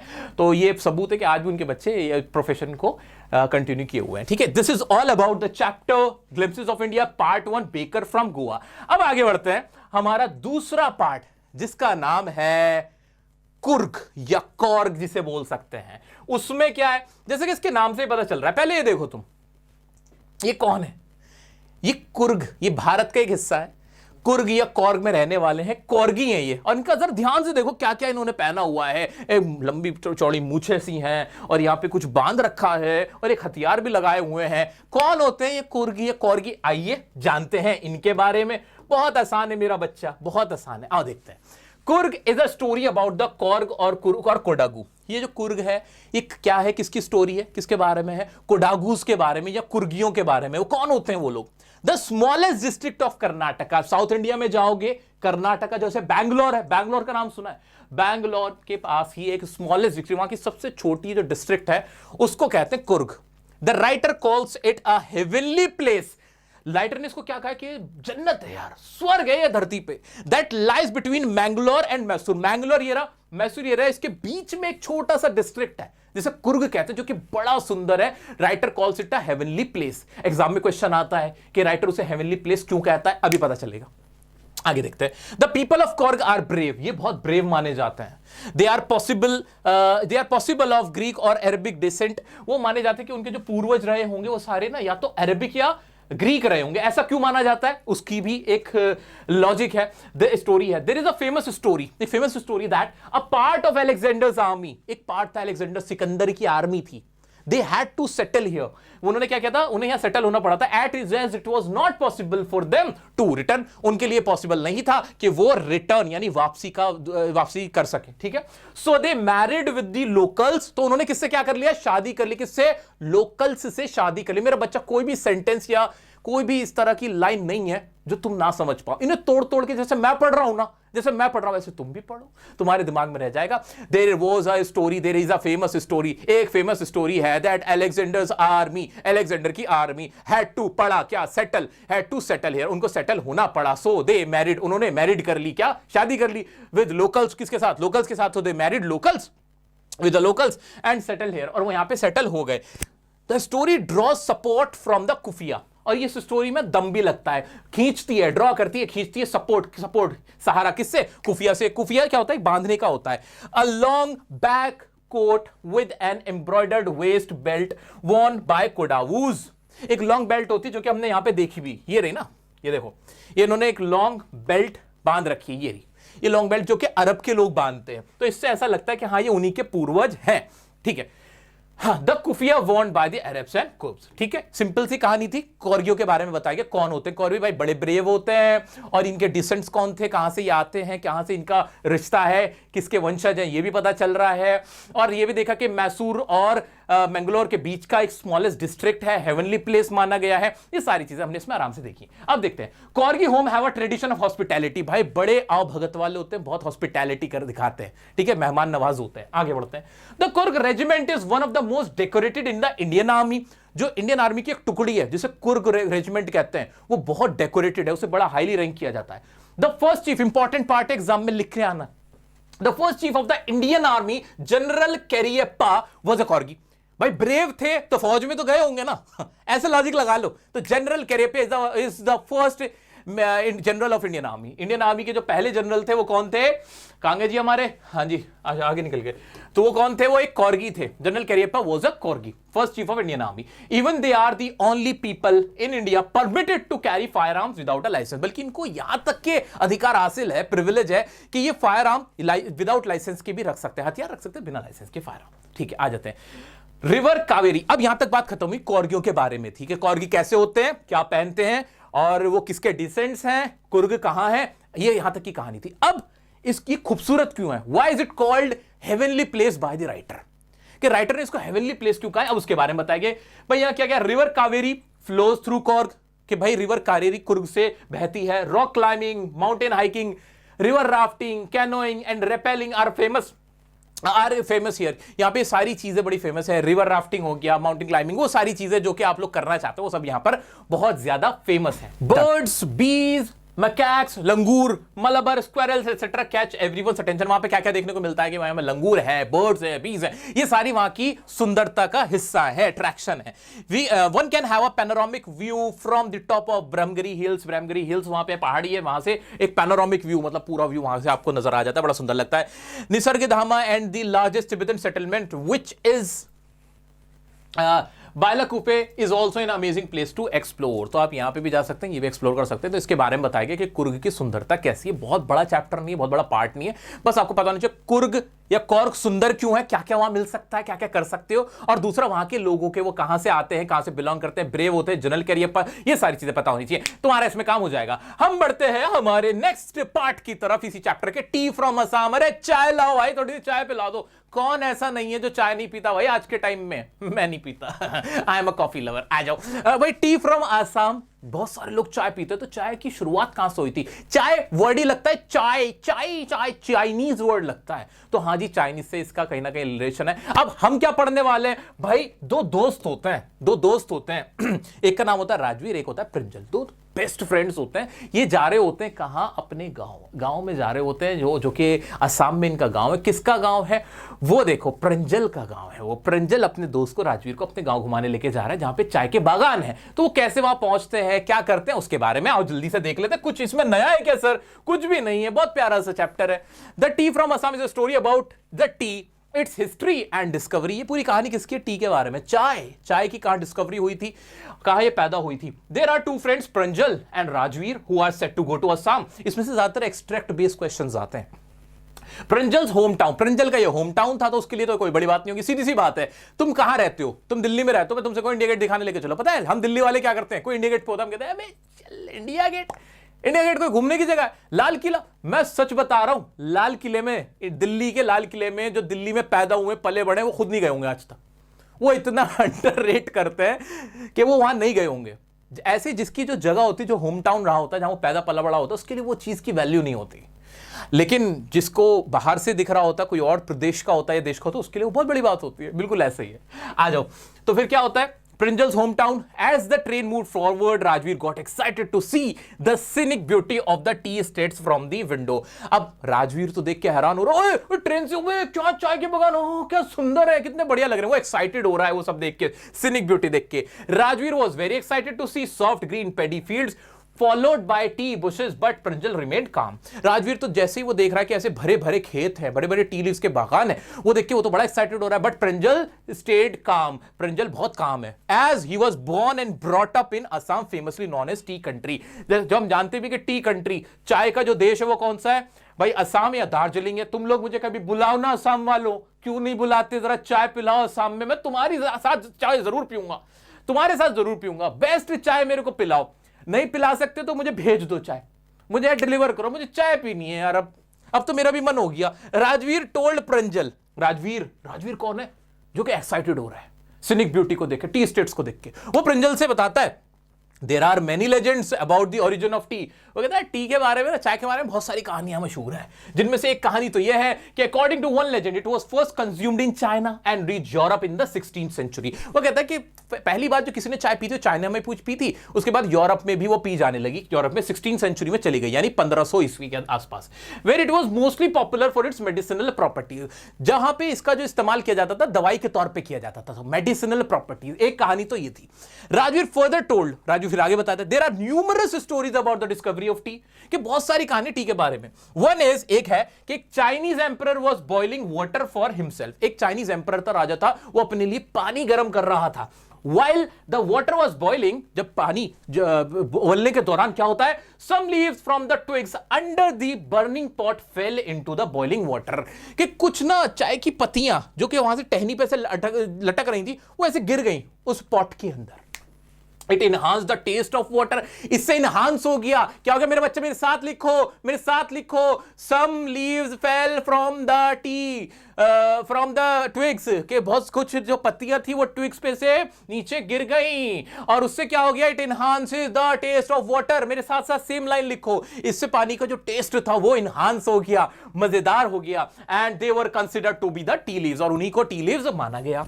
दूसरी कहानी, the tea was first drunk in China in 2700 BC, 2700 BC में पहली बार ऐसा माना जाता है कि चाय का कंजम्पशन हुआ। And the words like T, चाय, चीनी, चाइनीज, ये सारे क्या है भाई, सीधी सी बात है, चाय चाय चाय, चाइनीज से ही लगते हैं ये सारे वर्ड। अनदर स्टोरी, अब एक और स्टोरी, हमने अभी एक स्टोरी देखी, अब दूसरी story. Another story is that once Bodhidharma, an ancient monk, cut off his eyelids. एक एंशिएंट मंक्स थे, अब उन्होंने क्या किया, मंक तो समझते पुराने मंक जो कि भिक्षु होते हैं, उन्होंने क्या किया, उन्होंने अपनी ना आंखों की पलकों को काट लिया। क्यों काट लिया, as he felt sleepy during meditation. जब वो मेडिटेशन में ऐसे बैठते थे तो उनको ना नींद आने लगती थी, तो उन्होंने सोचा कि ये पलके ही काट लेता हूं, ना रहेंगी पलके और ना मुझे नींद आएगी। इसे कहते हैं डेडिकेशन, इसे कहते हैं। तुम कर सकते हो ऐसा डेडिकेशन? नहीं कर सकते, तुम कर सकते हो? काट लोगे पलके, लाओ काटू, तुम्हारी तो है ही नहीं, आ जाओ। और जिसकी पलके ही ना हो तो मतलब उसको, मतलब पलके होती है छोटी, उनकी बड़ी होंगी तो उन्होंने काट ली। आगे बढ़ जाते, भाई मेरी तो बहुत बड़ी बड़ी पलके हैं तो मुझे तो काटनी पड़ेंगी, आ जाओ। फ्रॉम दोज आईलिड्स, उन पलकों में से टी प्लांट्स ग्रू आउट, उनमें से ही टी प्लांट्स क्या हो गया, ग्रो आउट हो गया, और उसी की सेकंड फॉर्म लगा दी, ग्रू आउट। तुम्हें भी ये लिखना है कि from those eyelids tea plants grew out. Simple, आगे बढ़ते हैं। The train journey ended at the Mariani junction, Mariani junction पे ट्रेन वहां पे रुकी। Pranjol's father drove them to the Dhekiabari tea plantation, बच्चों को रिसीव करने प्रिंजल के मम्मी पापा वहां पे आए हुए थे, उन्होंने गाड़ी में बिठाया और उन्हें लेके आगे बढ़े। They saw many tea pluckers carrying bamboo baskets on their backs. अब उन्होंने क्या देखा, देखो तोड़ तोड़ के पढ़ो, तुम्हें भी बहुत आसान लगेगा। उन्होंने क्या देखा, दे सॉ, पास्ट इंडेफिनिट है ना, सब्जेक्ट था, मेन वर्ब की सेकंड फॉर्म। उन्होंने देखा मेनी टी प्लकर्स, बहुत सारे टी प्लक करने, प्लक मतलब होता है तोड़ना, फूल को तोड़ लेना, ऐसे यहां पे टी प्लांट्स को तोड़ लेना, टी लीव्स को इनफैक्ट तोड़ लेना। तो वो अपने बैम्बू पे क्या कैरी कर रहे थे, कैरी कर रहे थे बैम्बू। बैम्बू होती है ना वो प्यारी प्यारी सी, वो लाइक प्यारे प्यारे से जो लोग होते हैं जो अपने यहाँ पे बैम्बू लगाए हुए होते हैं, ऐसे वो एक टोकरी सी होती है, कैरी बैम्बू बास्केट्स, बैम्बू की बनी हुई टोकरी होती है, उसके अंदर वो क्या डाल रहे होते हैं अपने बैग पे, pluck freshly sprouted tea leaves, जो अभी अभी उगी थी वो वाली टी लीव्स उसमें डाल रहे थे। तुमने देखोगे इस तरह के, वो हमारी बहनें माताएं होती हैं, वो अपने बैग पे डाल रहे थे। मैं जानता हूं तुम समझ रहे होगे कि मेरे मुंह से क्या निकलने वाला, मैं उन्हें माताएं बहनें ही कहना चाह रहा था, ठीक है। हाँ, मुंह से लड़की निकलने वाला था, समझ गया, तुम लोग कहां मुझे पकड़ोगे, ठीक है।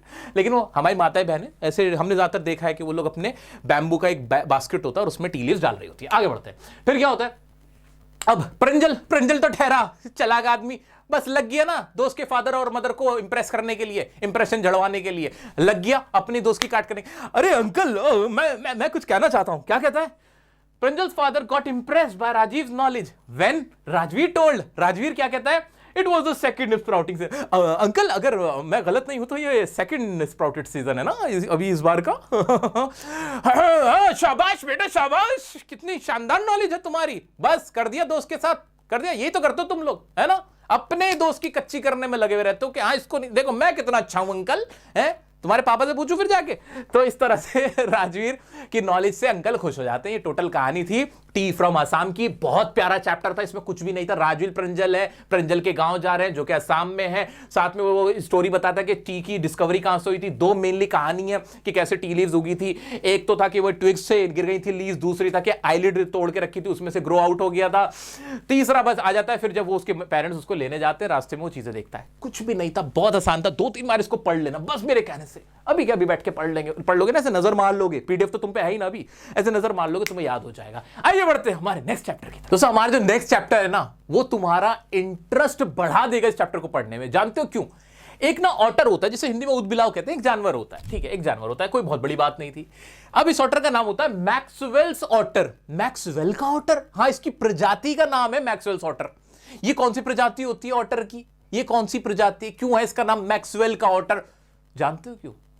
क्योंकि इसका नाम रखा गया, एक नेचुरलिस्ट थे। कौन थे? Gavin Maxwell. नेचुरलिस्ट किन्हें कहते हैं? जो प्रकृति से बहुत प्यार करते हैं। तो गेविन मैक्सवेल नाम के एक नेचुरलिस्ट थे, उन्होंने एक ऑटर पाला। तो उसको पालने की वजह से, क्योंकि उन्होंने फर्स्ट टाइम एक उस ऑटर को पाला था, उस नस्ल के ऑटर को पाला था, तो उनके नाम पे ही उसकी नस्ल, उसकी ब्रीड रख दी गई कि मैक्सवेल्स का ऑटर है, कि वो उससे इतना प्यार करते थे। देख रहे हो? तो ये कहानी उसी ऑटर की है, मैक्सवेल के ऑटर की। तो क्या था, कैसे उन्होंने पाला, क्या हालात रहे, कैसा वो ऑटर है, वो सब कुछ इसमें हमें जानने को मिलेगा। है ना इंटरेस्टिंग? ये कहानी लिखी किसने? गेविन मैक्सवेल ने खुद बताई है ये कहानी, कि कैसे वो एक ऑटर को पालते हैं। आइए देख लेते हैं ना, बहुत मजेदार कहानी। तुम्हें मजा ना आ जाए तो कहना। भाई, the story starts with the author travelling to Basra. Basra Iraq के अंदर है। तो ऑथर कहां से जा रहा है? यूरोप से, लंदन से जा रहा है। कहां पे? इराक जा रहा है। पुरानी बात है। कहां क्यों जा रहा है? अलोंग विद हिज फ्रेंड, अपने एक फ्रेंड के साथ, to consulate general to collect and answer a mail from Europe. कि एक मेल का जवाब लेने जा रहा है यूरोप से, क्या कहते हैं, यूरोप से जा रहा है एक मेल का जवाब लेने बसरा में। पहले क्या होता था, इंटरनेट तो था नहीं, अब तो मेल ऐसे हो जाता है। पहले ऐसे मेल रिसीव होता था, तो वहां जाते थे, पता करते भाई मेरा मेल आया कि नहीं। यही जानने के लिए क्या जा रहा है, कहां जा रहा है? हमारा जो राइटर है गेविन मैक्सवेल साहब है, वो कहां जा रहा है? इराक जा रहे हैं। बरखुदार फिर क्या होता है? During that he express his desire to domesticate. Domesticate का मतलब होता है पालना। तब उन्होंने अपने दोस्त से कहा कि यार मैं ना एक ऑटर पालना चाहता हूं। क्यों पालना चाहता हूं? क्योंकि उनका एक पेट था जिसका नाम जेनी था, जो कि मर गया था। एक कुत्ता था, वो मर गया था। तो after losing his pet dog, उन्होंने कहा मुझे बहुत अलग, अकेला फील हो रहा है, लोनली फील कर रहा हूं, तो मैं एक ऑटर पालना चाहता हूं। When they reached the destination, जब वो डेस्टिनेशन पहुंचे, रीच किया उन्होंने, दे फाउंड, उन्होंने पाया that only the friends mail had arrived. उन्होंने देखा कि सिर्फ फ्रेंड का ही मेल आया हुआ था, जो उनके साथ जा रहे थे, उनका नहीं आया तब तक। His friend left, और दोस्त ने धोखा दे दिया, चले गए। धोखा नहीं दिया, वो अपना मेल लेकर चले गए। And author had to wait for 5 days। Important word को मैंने मार्क किया हुआ येलो कलर से। ऑथर को 5 दिन और इंतजार करना पड़ा। अपॉन रिसीविंग, अपॉन का मतलब होता है कि होने पर, कोई काम होने पर। तो अपॉन रिसीविंग हिज मेल, जब उन्होंने अपना मेल रिसीव कर लिया, he went to his room, वो अपने रूम में गए, and found an otter accompanied by 2 Arabs. वहां उन्होंने देखा कि एक ऑटर, एक ऐसे पैक हुआ एक ऑटर है, और 2 अरबी लोग वहां पे आए हुए हैं वो ऑटर देने के लिए, विद अ नोट, और एक नोट भी है उसके अंदर। अब इराक में कौन लोग होंगे? अरबी लोग तो रहते हैं वहां पे, ठीक है। अब वहां पे क्या हुआ? एक नोट मिलता है, पर्चा मिलता है। It was a gift from his friend, वो उनके फ्रेंड ने गिफ्ट किया था। हाय, ऐसे दोस्त हमें भी मिल जाए, हम भी कहेंगे भाई हमें एक आईफोन लेने की तमन्ना हो रही है, ले नहीं पा रहे, और फिर वो छोड़ के चले जाए कमरे में एक आईफोन, और मैं देखो this is a gift from my side, ऐसे करके कुछ हो ना, ठीक है। ही ने जोक सपाट आ गया, ही नेम्ड द ऑटर मिजबिल, और उन्होंने फिर उसका नाम क्या रखा? मिजबिल नाम रखा। किसने रखा? गेविन मैक्सवेल साहब ने। He was fully covered with mud and took a month of cleaning. वो पूरा मिट्टी से लिपटा हुआ था, 1 महीना लगभग लग गया उसको साफ करने में। And washing to reveal his actual colour, उसका एक्चुअल कलर निकलने में 1 महीने से ज्यादा लग गया। Mij took some time to open up, Mij को थोड़ा समय लगा खुलने के लिए, वो डरा रहता था। एंड गेट एक्वेंटेड, एक्वेंटेड का मतलब क्या होता है? किसी से जान पहचान होना, एक्वेंटेंस होना, एक्वेंटेड होना, समझ गए? ठीक है, एक्वेंटेंस मतलब जिससे जान पहचान है, नोन पर्सन है। एक्वेंटेड होना, जान पहचान हो जाना, ठीक है। एंड गेट एक्वेंटेड, और आपस में जान पहचान होने में कितना समय लग गया? थोड़ा समय लगा। With his surroundings on the first night, पहली रात को क्या हुआ? अब ऑटर को तो लिया आए थे, गिफ्ट हो गया था, 1 महीना तो उसको सफाई में लग गया। अब पहली रात को क्या हुआ था ये बता रहे हैं। First night he was aloof, aloof मतलब अलोन, लोनली, अकेला था। ही वॉज अकेला था and indifferent, slept on the floor away from the bed. उसको ना मतलब नहीं था ऑटर उससे, गेविन मैक्सवेल साहब से, वो ना थोड़ा दूर दूर ही रह रहा था। और उन्हें क्या करा? वो कहां सोया? Floor away from the bed, bed से दूर सोया। द सेकेंड नाइट, जब दूसरी नाइट आई, came on to bed, second night को बेड पर आके सोया। Mij loved playing with water, Mij को ना पानी से खेलने का बड़ा शौक था। क्या करता था? टंकी को ऐसे टैप को ऑन कर देता था और स्प्लैश करता था। जब तक पूरी टंकी भर नहीं जाती थी, पानी मतलब निकल नहीं जाता था टंकी का सारा, वो तब तक टैप को खुला छोड़ देता था, बिल्कुल पानी खत्म कर देता था। He had learned to open the tap। ये इंपॉर्टेंट लाइन एग्जाम के पॉइंट ऑफ व्यू से, मेरा बच्चा कि मिजबिल को पानी से खेलने का क्या शौक था कि नहीं था, ये तुम्हें पता होना चाहिए। उसने सीख लिया था कि कैसे टैप को ऑन करना होता है, ओपन करना होता है। He splashed and squished, splash ऐसे छपकियां मारना, ऐसे उड़ाना पानी को, स्प्लैश एंड स्क्विश। मेरे बच्चा कमेंट में लिखो, इंपॉर्टेंट वर्ड है, he splashed and squished the water till the last drop, जब तक एक एक कतरा नहीं खत्म हो जाता था ना टंकी के अंदर, वो ऐसा करता ही रहता था, खेलता रहता था। द नरेटर डिसाइडेड, नरेटर ने फैसला किया to go back to London, वापस लंदन जाने का। अब क्या हुआ, and book the flight with a condition. अब क्या हो रहा था कि कोई भी फ्लाइट बुक नहीं कर रहा था, कि पेट को अलाउ नहीं कर रहा था, बहुत सारी फ्लाइट ने तो मना कर दिया था, लेकिन एक फ्लाइट ने कंफर्म किया, कह दिया कि ठीक है, दे एग्री कि हाँ भाई हाँ, you will be allowed to have your pet with you, कि आपका पेट आप ले सकते हो, लेकिन एक कंडीशन थी। कंडीशन क्या थी, किस शर्त के साथ? शर्त ये थी कि Mij had to be covered in a box, कि आपको ना उसे एक बॉक्स में कवर करके रखना होगा अपने पेट को, इस शर्त पे। The pet Mij, he put Mij in a box and left for a meal. अब क्या हुआ, वो एक बॉक्स में रख देता है अब मिज को, और खुद क्या करने चला जाता है, वो मील लेने, अपना खाना खाने चला जाता है, before 1 hour of the flight, 1 घंटा फ्लाइट से पहले। व्हेन ही केम बैक, वापस आता है, गेविन मैक्सवेल साहब वापस आते तो देखते हैं, ही फाउंड, वो पाते हैं that the box was still, कि बॉक्स तो ऐसे स्टिल है, ठहरा हुआ है, and Mij had created a mess, लेकिन मिज ने ना कुछ गंद फैला दिया है, कुछ गड़बड़ कर दी है, गड़बड़ी कर दी है, by destroying the inner lining, उसने ऊपर की लाइनिंग काट दी, चूहे जैसा ही तो होता है ना वो भी, ठीक है, इनर लाइनिंग काट दी। ब्लड वाज ड्रिपिंग आउट, टप टप टप ऐसे ब्लड ना नीचे गिर रहा था, dripping out of the box, holes में से ब्लड निकल रहा था। He open the box and Mij caught at his leg, जैसे उसने एकदम भागता हो गया, हाँ मिज, और जैसे एकदम खोला ना डब्बा, ऐसे बॉक्स खोला, उसमें से मिज भागता हुआ ऐसे करके आ गया होगा, पैरों में आ गया, ठीक है। अब मुझे नहीं पता ऊद बिलाव की आवाज कैसे निकलती है, मैंने तो ना चाहते भी एक पपी की आवाज निकाल दी यार, ठीक है, तुम मैनेज कर लेना यार, ठीक है, आ जाओ। There were only 10 minutes left, उसने टाइम देखा, सिर्फ 10 मिनट बचे for the flight to take off. He cleaned it all and manage to reach just in time, उन्हें सब कुछ साफ किया, टुक, टुक, टुक, टुक, और जल्दी से किसी तरह वहां पे पहुंच गया। दिल्ली आओ कभी 10 मिनट पहले, अगर तुम 1 घंटा पहले भी पहुंच जाओगे तो भी फ्लाइट नहीं मिलती भाई, कम से कम 1.5-2 घंटा पहले पहुंचो, हमारे यहाँ तो यही चलता है। आ जाओ। Gavin found the air hostess very kind, air hostess उसको, गेविन को बहुत अच्छी लगी, बहुत काइंड लगी। क्यों लगी, अब उसका रीजन सुनो। And generous as she advise him to keep the box on his lap, तो एयर होस्टेस ने कहा, गेविन साहब आप इस बॉक्स को अपनी गोद में रख लें, हाँ जी हमें कोई प्रॉब्लम नहीं है, आप अपना पेट अपनी गोद में रख के बैठ जाएं। फिर क्या होता है, as soon as he open the box the otter leaped out, जैसे लीप्ड आउट बच्चा कमेंट में लिख डालो, ऑटर ने क्या किया, लीप्ड आउट होके निकल के बाहर आ गया, जैसे ही उसने बॉक्स को ओपन किया। डिसअपियर्ड क्रिएटिंग अ केओस, और जैसे वहां सरदार जी भी बैठे थे और भी पैसेंजर से, फेलो पैसेंजर से, वो जैसे ही वो ऑटर निकल गया, सब क्या हो गया, तुसी की ले आए यार, कौन सा जानवर फ्लाइट में चली आए भैया, अरे क्या आ गया, क्या, सब डर गए, केओस हो गया, और ऑटर भाग गया वहां से, और फ्लाइट में सब उछल पड़े भाई, उछल पड़े। फिर कहा the kind air hostess had the author again, और काइंड एयर होस्टेस दोबारा से एयर होस्टेस आई। अब एग्जाम में सवाल आएगा कि why Gavin Maxwell called air hostess very kind, और जनरस क्यों कहा है, तो बता देना भाई, उन्हें 2 बार हेल्प करी, पहले तो उसको गोदी में रखने में हेल्प करी, उसके साथ कोऑर्डिनेट करा, कोऑपरेट किया, ठीक है, और बाद में हेल्प ये करी कि by bringing Mij back to him, जब ऐसे उसने लीप्ड आउट कर दिया था और मिज भाग गया था, क्योस हो गया था, तब भी वो वापस से पकड़ के लाके उन्होंने दिया था एयर होस्टेस ने।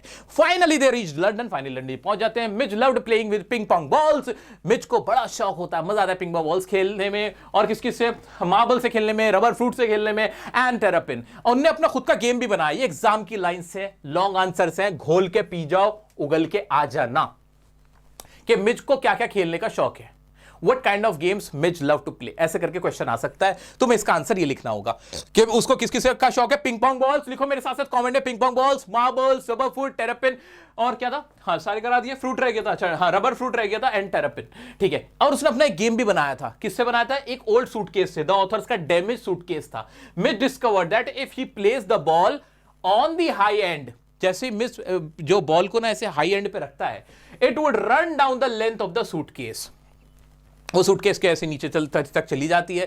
पीपल ऑफ लंदन, ये गेम उसने बनाया था। People of London had a wild guesses, अब बात बता रहा है ऑटर, बता रहा है गेविन मैक्सवेल बता रहा है, ऑटर कह रहा हूं, कि लंदन जब पहुंचे तो लंदन वालों ने, वहां के रहने वाले सिटीजन से, उन्होंने ऑटर के बारे में क्या क्या बोला। तो कुछ लोगों ने कहा कि ये क्या है, some thought it to be a baby seal है, स्क्विरल है, ये हिप्पो है। The most shocking one was when a laborer asked what is that supposed to be, तो गेविन को ना बड़ा अजीब लगता था, लोग कभी कहते थे कि यार ये क्या हिप्पो है या कोई स्क्वेरल है, गिलहरी है, क्या है ये। और सबसे अजीब तो ये था जब एक लेबरर ने, जो मजदूर थे, उन्होंने कहा कि ये क्या चीज है, ये आइटम क्या है। मतलब लोगों को मैक्सवेल या ऑटर के बारे में पता ही नहीं था। इनफैक्ट ऑटर होता क्या है, दिखता कैसे, तो people had no idea about it and Gavin Maxwell made it popular. उन्होंने made him popular, in fact otter को पॉपुलर किया, जब भी उनके ऊपर नाम भी रख दिया गया कि ये मैक्सवेल्स ऑटर कहा जाता है। ठीक है दोस्तों, तो this is the story of Maxwell the otter, जो चैप्टर था हमारा। ठीक है, लेकिन इसमें जो इंपॉर्टेंट बात याद रखनी है, कौन कौन से गेम से खेलता है, पानी से खेलने का उसको क्या शौक होता है, तो वो बता देंगे कि भाई उसको स्क्वैश करने का, उसको स्प्लैश करने में बड़ा मजा आता था,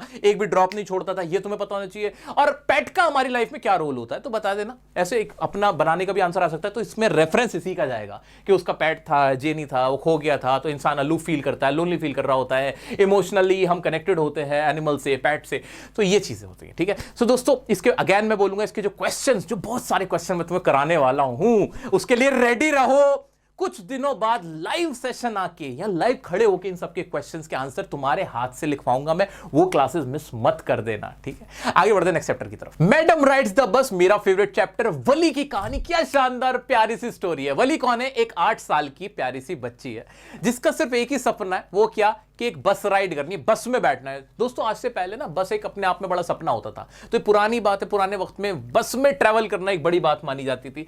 तो वली कैसे बस राइड करती है उसकी कहानी आप देखते हैं। Valli was an 8 years old curious girl. भाई क्यूरियस गर्ल है, जानने की इच्छा, उसे नॉलेज हासिल करने का बड़ा शौक होता है। 8 साल की बच्ची वली है, वो क्या करती है? शी हैड नो फ्रेंड्स, उसके कोई दोस्त नहीं थे। So her favourite pastime was standing in front of the door. वो क्या करती थी कि उसका फेवरेट पास टाइम क्या था? अपने डोर वे पे खड़ी हो जाती थी, अपने घर के किवाड़ पे खड़े होके क्या देखती थी? Of her house and watch people in the street, और लोगों को जाते हुए देखती थी। वहां लोग भी जा रहे होते थे, बस भी जा रही होती थी। She had a strong desire to ride a bus, तो वहां देखती थी कि यार बस रोजाना इधर से इधर जाती है, तो उसके मन में भी एक स्ट्रॉन्ग डिजायर आया, एक इच्छा हुई, ख्वाहिश हुई। क्या था? लिखो मेरे बच्चा, ये she had a strong desire to ride bus, के बस की सवारी करनी है। फिर क्या होता है? So she started collecting information, उसने कलेक्ट करना शुरू किया। क्या इन्फॉर्मेशन? अबाउट किसके बारे में? बस राइड के बारे में। क्या क्या कलेक्ट किया होगा? तुम दिमाग लगाओ, जनरल नॉलेज का सवाल है, तो ये तो बहुत ही कॉमन सेंस है कि भाई टिकट कितना है, टाइमिंग क्या है, रूट क्या है, ये तो पता करेगी। वो इसने पता किया। So she started collecting information about the bus ride that the town was 6 miles away. Town कितना है? 6 माइल। लिखो अभी 6 miles away from her village.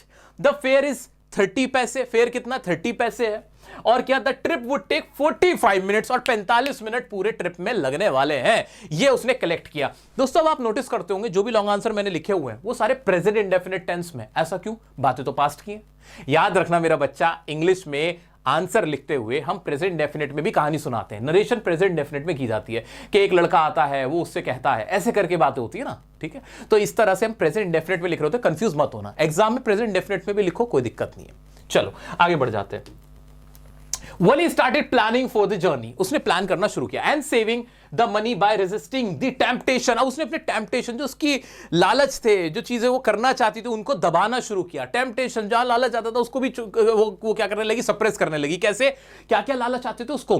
Bye peppermint. 8 साल की बच्ची को क्या चाहिए यार? उसको खिलौने चाहिए, उसे गुब्बारा चाहिए, उसको मेले में घूमना होगा, उसे झूला झूलना होगा, ये सब तो चाहिए।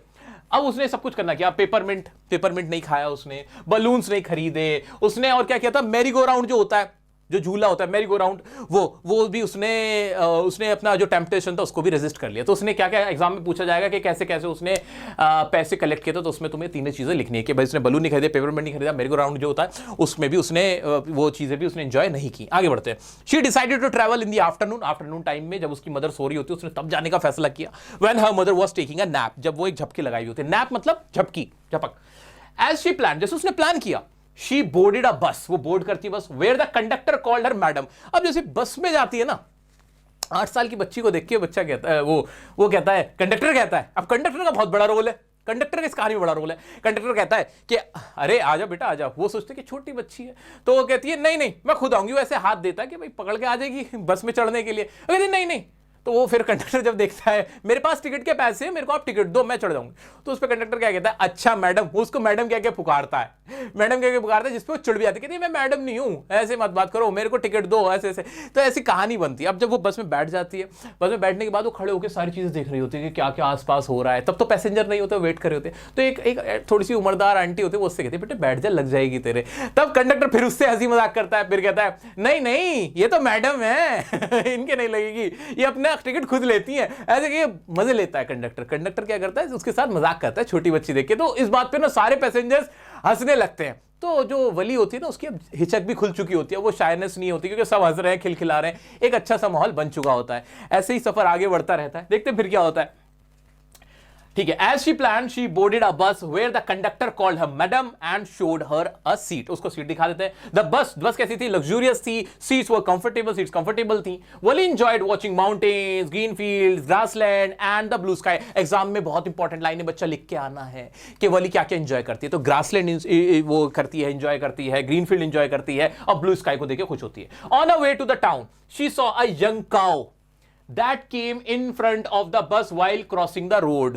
उसको ना एक गाय भी नजर आती है, जिसे देख के बहुत एक्साइटेड हो जाती है, बहुत जोर के हंसने लगती है। कंडक्टर फिर उससे हंसी मजाक करता है और हंस के दिखाता है, उसकी नकल उतारता है, उसे मॉक करता है, क्योंकि वो छोटी बच्ची होती है, मासूम बच्ची होती है। इसी बीच एक चीज और होती है। एक पान चबाने वाली एक औरत आती है, जिसके कान छिदे हुए होते हैं बहुत ज्यादा। वो उससे आगे पूछती है, बेटे तुम अकेले आ रहे हो, कहां जा रहे हो? तो उस पे कंडक्टर फिर कहता है, अरे नहीं नहीं, ये अकेले ही ट्रेवल करती हैं, इनको ऐसे करके फिर मजे लेता है, हंसी मजाक होता है। फिर तो वो लेडी वली से पूछती है कि बताओ बेटा, तुम कहां जा रही हो, कहां जा रही हो, तुम अकेले हो? तो कहती है, हाँ मैं अकेली हूं। और उसी बीच में ना कंडक्टर फिर से कूद पड़ते हैं। कंडक्टर, मेरे जैसा कंडक्टर, वो बच्चों से ऐसे हंसी मजाक कर रहे हैं। वो पूछने लगे कि अरे नहीं नहीं, ये अपने घर जा रहे हैं, अपने शहर जा रही हैं, और इन्होंने टिकट भी ले रखा है। ऐसा कह के हंसने लगता है। इस पे वली चिढ़ के कहती है, आप अपने काम से काम नहीं रख सकते हो। और वो भी हंसने लगती है, कंडक्टर भी हंसने लगता है, और बाकी पैसेंजर भी हंसने लगते हैं। तो वली के साथ सब लोग घुल मिल जाते हैं। तो वली ने कहीं ना कहीं छोटी मोटी फ्रेंडशिप कंडक्टर के साथ कर ली थी। कंडक्टर भी बहुत अच्छा जॉली गुड टाइप का इंसान रहा होगा। उसके बाद क्या होता है, अब आगे बढ़ते हैं। Wally enjoyed it and laughed wholeheartedly. After some time, the bus reached the final destination and everyone got off. जो बस थी वो अपनी फाइनल डेस्टिनेशन पे एक रूट पे तो पहुंच जाती है ना, एक ट्रिप तो हो गया उसका। ट्रिप कहने का मतलब सही नहीं होगा, कि एक राउंड नहीं हुआ, ट्रिप हो गया।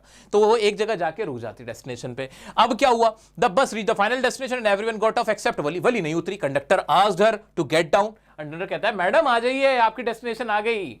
तो उस पे वली कहती है कि मैं तो सिर्फ यहाँ पे इसलिए आई थी क्योंकि मुझे बस राइड करनी थी। तो उस पे वो कहता है कि नहीं, बाहर जाओ, कोल्ड ड्रिंक पिला देता हूं मैं, यहाँ से मैं तुम्हारे लिए कोल्ड ड्रिंक ला के दे देता हूँ, कोल्ड ड्रिंक पी लो। तो कहते हैं नहीं, मेरे पास पैसे नहीं और ना मेरे को चाहिए, मेरे पास इतने पैसे नहीं कि मैं कोल्ड ड्रिंक पी सकूं।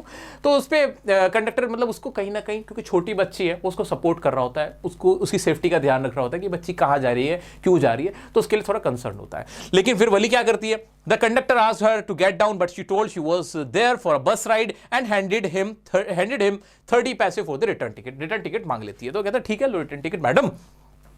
The bus started for her way back home when she saw the same cow lying dead by the roadside. लेकिन रास्ते में जाते उसको एक और गाय दिखती है जो कि मरी हुई रोड पे पड़ी होती है। वली ऐसे कंडक्टर से पूछती है कि क्या ये वही गाय है? तो फिर कंडक्टर कहता है हाँ। और ये सुनने के बाद कि हाँ ये वही गाय थी जो अब रोड पे मर गई है, वली बहुत उदास हो जाती है, सैड हो जाती है। ठीक है, एग्जाम में क्वेश्चन आएगा कि वली सैड क्यों होती है, पहले एक्साइटेड क्यों होती है? तो सैड होने की वजह क्या थी, पूरा सिनेरियो क्या ये लाइफ लिखोगे मेरा बच्चा? हाँ सर लिख सकते हैं। कि रास्ते में जब वो जाती है, काऊ को देखती है, वो हॉर्न देता है ड्राइवर। ये लाइन याद रखनी है ना, कि जो हॉर्न देता है, हॉर्न लाउडली हॉर्न देता है जब काऊ जो क्रॉस कर रही होती है, और एकदम से काऊ डर जाती है और भागने लग जाती है। उस पे वली को बड़ी हंसी आती है ना। But same cow when she saw her lying dead on the road, तब वो उसको बड़ा तकलीफ देती है, वो सैड हो जाती है। तो ये दोनों रीजन बता देने। तो ये इंपॉर्टेंट लाइन है कि the driver sounded the horn loudly and the cow crossed by in hurry. Valli enjoyed इट। तब तो एंजॉय करती है, लेकिन जब वो सेम काउ मरी पाती है तो उसको बहुत तकलीफ पहुंचती है। उसके बाद क्या होता है, she came back home and found her mother. वो घर वापस जाती है, लाइक बस आ जाती है, बस रुक जाती है। कंडक्टर साहब कहते हैं जी आ गई जी डेस्टिनेशन, और उसको कहते हैं कि जब भी तुम्हारा मन हो बस राइड का आ जाना और टिकट के पैसे ले आना। ऐसे कह के बच्ची से हंसी मजाक करते, वो भी हंसती हुई फिर घर पे आ जाती है। घर पे जाके देखती है कि उसकी मदर, उसकी आंटी आई भी होती हैं। वो किसी बात पे बात कर रही होती है कि there are endless possibilities of the world outside, कि दुनिया में बहुत कुछ हो रहा है, कुछ भी किया जा सकता है, इस तरह की बातें हो रही है। Valli affirm to her mother which made her aunt. वो कहते हैं बिल्कुल ठीक बात, आगे बोलने लगती है। जिसपे उसकी आंटी उसको क्या बोलती है, no spoking child who acts like grown up lady. कहती है ज्यादा ना बड़ी मां बन, बड़े ज्यादा ही ना बात चला रही, जबान चला रही बड़ों के बीच में, ज्यादा बड़ी हो गई है, ज्यादा अपनी नाक ना घुसे।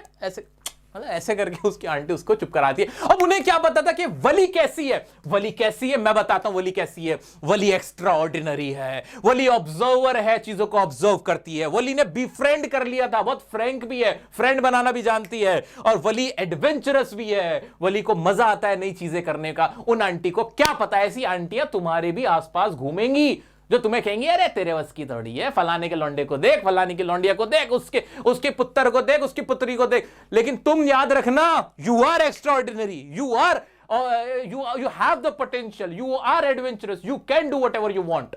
किसी के कहने से तुम पे टैग नहीं लग जाता।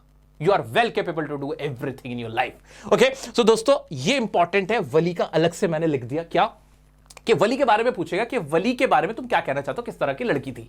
तुम्हें याद रखना है कि Valli was an extraordinary curious girl. Extraordinary क्यों थी?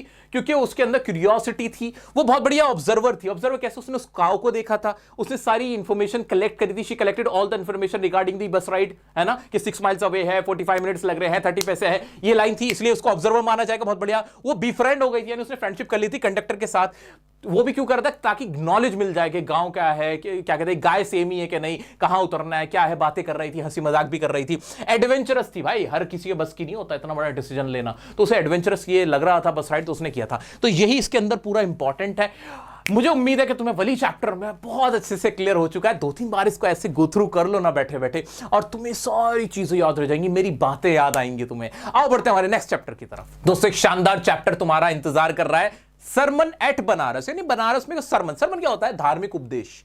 कुछ धर्म के बारे में, धार्मिक कोई बात ऐसी बताई गई है जो तुम्हें अपनी लाइफ में बहुत फायदा करेगी, जो तुम्हारी लाइफ को जीने में हेल्प करेगी। ऐसा कोई उपदेश जो कि बनारस में बैठ के दिया गया। किसी ने तो दिया होगा, किसने दिया, क्या है, बाद में देखते। पहले देखते इसके इंपॉर्टेंट कीवर्ड जो तुम्हें पता ही होने चाहिए। फ्यूनरल प्रोसेशन की शव यात्रा, किसी की अर्थी जा रही है, जनाजा जा रहा है। मॉन्क किसको बोलते? साधु सन्यासी को। मॉन्क तो अभी हमने एक और पढ़ा था ना किसी चैप्टर में। हाँ, कौन मॉन्क था? हाँ, चाय की पत्ती की शुरुआत हुई थी, आईलिड काट ली थी। Very good. आर्म्स किसको बोलते हैं? भिक्षा को बोलते हैं। डोनेशन जो फूड वूड वगैरह दिया जाता है, आर्म्स तुम समझते हो भिक्षा। एनलाइटमेंट, ज्ञान की प्राप्ति हो जाना, आंखें खुल जाना, एनलाइटमेंट बोलते हैं। प्रीचिंग करना, धर्म उपदेश देना कि भाई ऐसे ऐसे काम करो, ये अच्छे अच्छे काम करो, कर्म करो, ऐसे ऐसे करो, लोग भलाई करो मानवता की, इस तरह की चीजें उपदेश देना, प्रीचिंग। सर्मन बोलते हैं धर्मोपदेश, बता दिया मैंने। ग्रीफ मतलब बोलते हैं दुख। मॉर्टल्स का मतलब नश्वर, जिसको एक दिन मरना ही है। इमॉर्टल जो कभी नहीं मरेगा। आ जाओ अब देखते हैं कहानी क्या है। Gautam Buddha was born as a royal prince to a North Indian family. Gautam Buddha जिन्हें महात्मा बुद्ध के नाम से आज हम जानते हैं, उनका जन्म हुआ था एक रॉयल फैमिली में नॉर्थ इंडिया में। अब नेपाल के लोग लड़ाई करते हैं इस बारे में, मेरे से भी लड़ते हैं, बोलते हैं कि भाई नहीं, इनका नेपाल में जन्म हुआ था। मेरा बच्चा, मेरे सभी नेपाली भाइयों से भी मैं कहना चाहता हूं कि पहले इंडिया नेपाल मेरे हिसाब से सारा एक ही था। तो लोग ना इसको बुक में जो लिटरेचर, जो एनसीईआरटी में लिखा, मैं तुम्हें सिर्फ वो बता रहा हूं कि एनसीईआरटी में कहा गया है कि नॉर्थ इंडियन फैमिली है, तो हम नॉर्थ इंडियन फैमिली लिख देते हैं। ठीक है, अब तो जितने भी नेपाल के लोग हैं मैं उनसे कहना चाहता हूं कि अपने एग्जाम में तुम एनसीईआरटी का लिखोगे ज्यादा बढ़िया है। आपकी धार्मिक मान्यता जो है वो मैं उसकी पूरी पूरी रिस्पेक्ट करता हूं, बट मैं बंधा हुआ हूं बुक से। एनसीईआरटी में जो लिखा है तो वो मुझे बताना पड़ता है, इसके नंबर मिलेंगे। आगे बढ़ जाते हैं। हिज नेम वॉज सिद्धार्थ, उनका नाम सिद्धार्थ था। अभी गौतम बुद्ध के बारे में बात कर रहे हैं, गौतम बुद्ध साहब के। He was sent away to study at the 12 years of age. 12 साल की उम्र में उन्हें पढ़ने भेज दिया गया। अपॉन रिटर्निंग 4 years लेटर, जब वो 16 साल के हुए वापस आने के बाद, ही गॉट मैरिड, उनकी शादी, मतलब नॉर्मल राजा की तरह उनका जीवन चल रहा था। फिर क्या हुआ? They had a son and lived a royal life. उनका एक बच्चा भी हुआ और वो अपनी एक रॉयल लाइफ जी रहे थे। असली टर्निंग पॉइंट यहां से आता है। For 10 years, 10 साल तक ऐसी उनकी जिंदगी हुई, मतलब 26 years हो गए पूरे। Was on his way to hunt, जब वो अपने शिकार पे से वापस आ रहे थे, The prince met a sick man. Prince ने देखा, शहजादे ने क्या देखा कि एक बीमार आदमी है, एन एज्ड मैन, एक बूढ़ा आदमी है, फ्यूनरल प्रोसेशन है, किसी की अर्थी जा रही है, and a monk bagging for arms, और एक मंक को देखा जो भिक्षा मांग रहा है। These experiences so moved him that he left all the royalties behind. उन्होंने क्या, ये सारी चीजें देख के ना उनको ऐसा लगा कि दुनिया क्या है, कुछ नहीं है, ये पैसा, ये घर, ये राजपाट कुछ नहीं है, सब कुछ यही रह जाएगा। और उन्होंने वो सब कुछ छोड़ दिया to seek a higher sense of spirituality, ताकि वो, उन्होंने क्या करा कि उन्हें स्पिरिचुअलिटी चाहिए, स्पिरिचुअल नॉलेज चाहिए, अध्यात्म की तलाश में उन्होंने वो सब कुछ छोड़ दिया। He became a beggar and wandered for 7 years to seek enlightenment. और वो एक भिक्षु बन गए और 7 साल तक enlightenment, आंखें खुलने की तलाश में कि कब मुझे ज्ञान की प्राप्ति होगी, जब मुझे ऐसा लगेगा, उसके लिए वो निकल पड़े। And finally sat down under a fig tree. Again मैं बोलूंगा fig tree जो है वो, कुछ लोग बोलते हैं नहीं enlightenment यहाँ नहीं मिला था, यहाँ मिला था। हम तो एनसीईआरटी को कवर कर रहे होते हैं, ठीक है दोस्तों। तो एनसीईआरटी में जो लिखा है वो बता रहा हूँ। तो एक फिग ट्री, अंजीर के पेड़ के नीचे बैठ के, vow to stay until enlightenment came, और कसम खाई कि मैं यहीं पर बैठ रहूंगा जब तक एनलाइटमेंट नहीं मिलेगा। Enlightened after 7 days, और 7 दिन बाद उनको enlightenment मिला। ही रीनेम्ड द ट्री द बो ट्री, जिसको उन्होंने बो ट्री कहा, एंड स्टार्टेड प्रीचिंग, और प्रीचिंग करना शुरू कर दिया। He gave his first sermon, जब जो पहला सरमन, अब आया चैप्टर का नाम सरमन एट बनारस। उन्होंने अपना पहला सरमन कहां दिया? बनारस में दिया।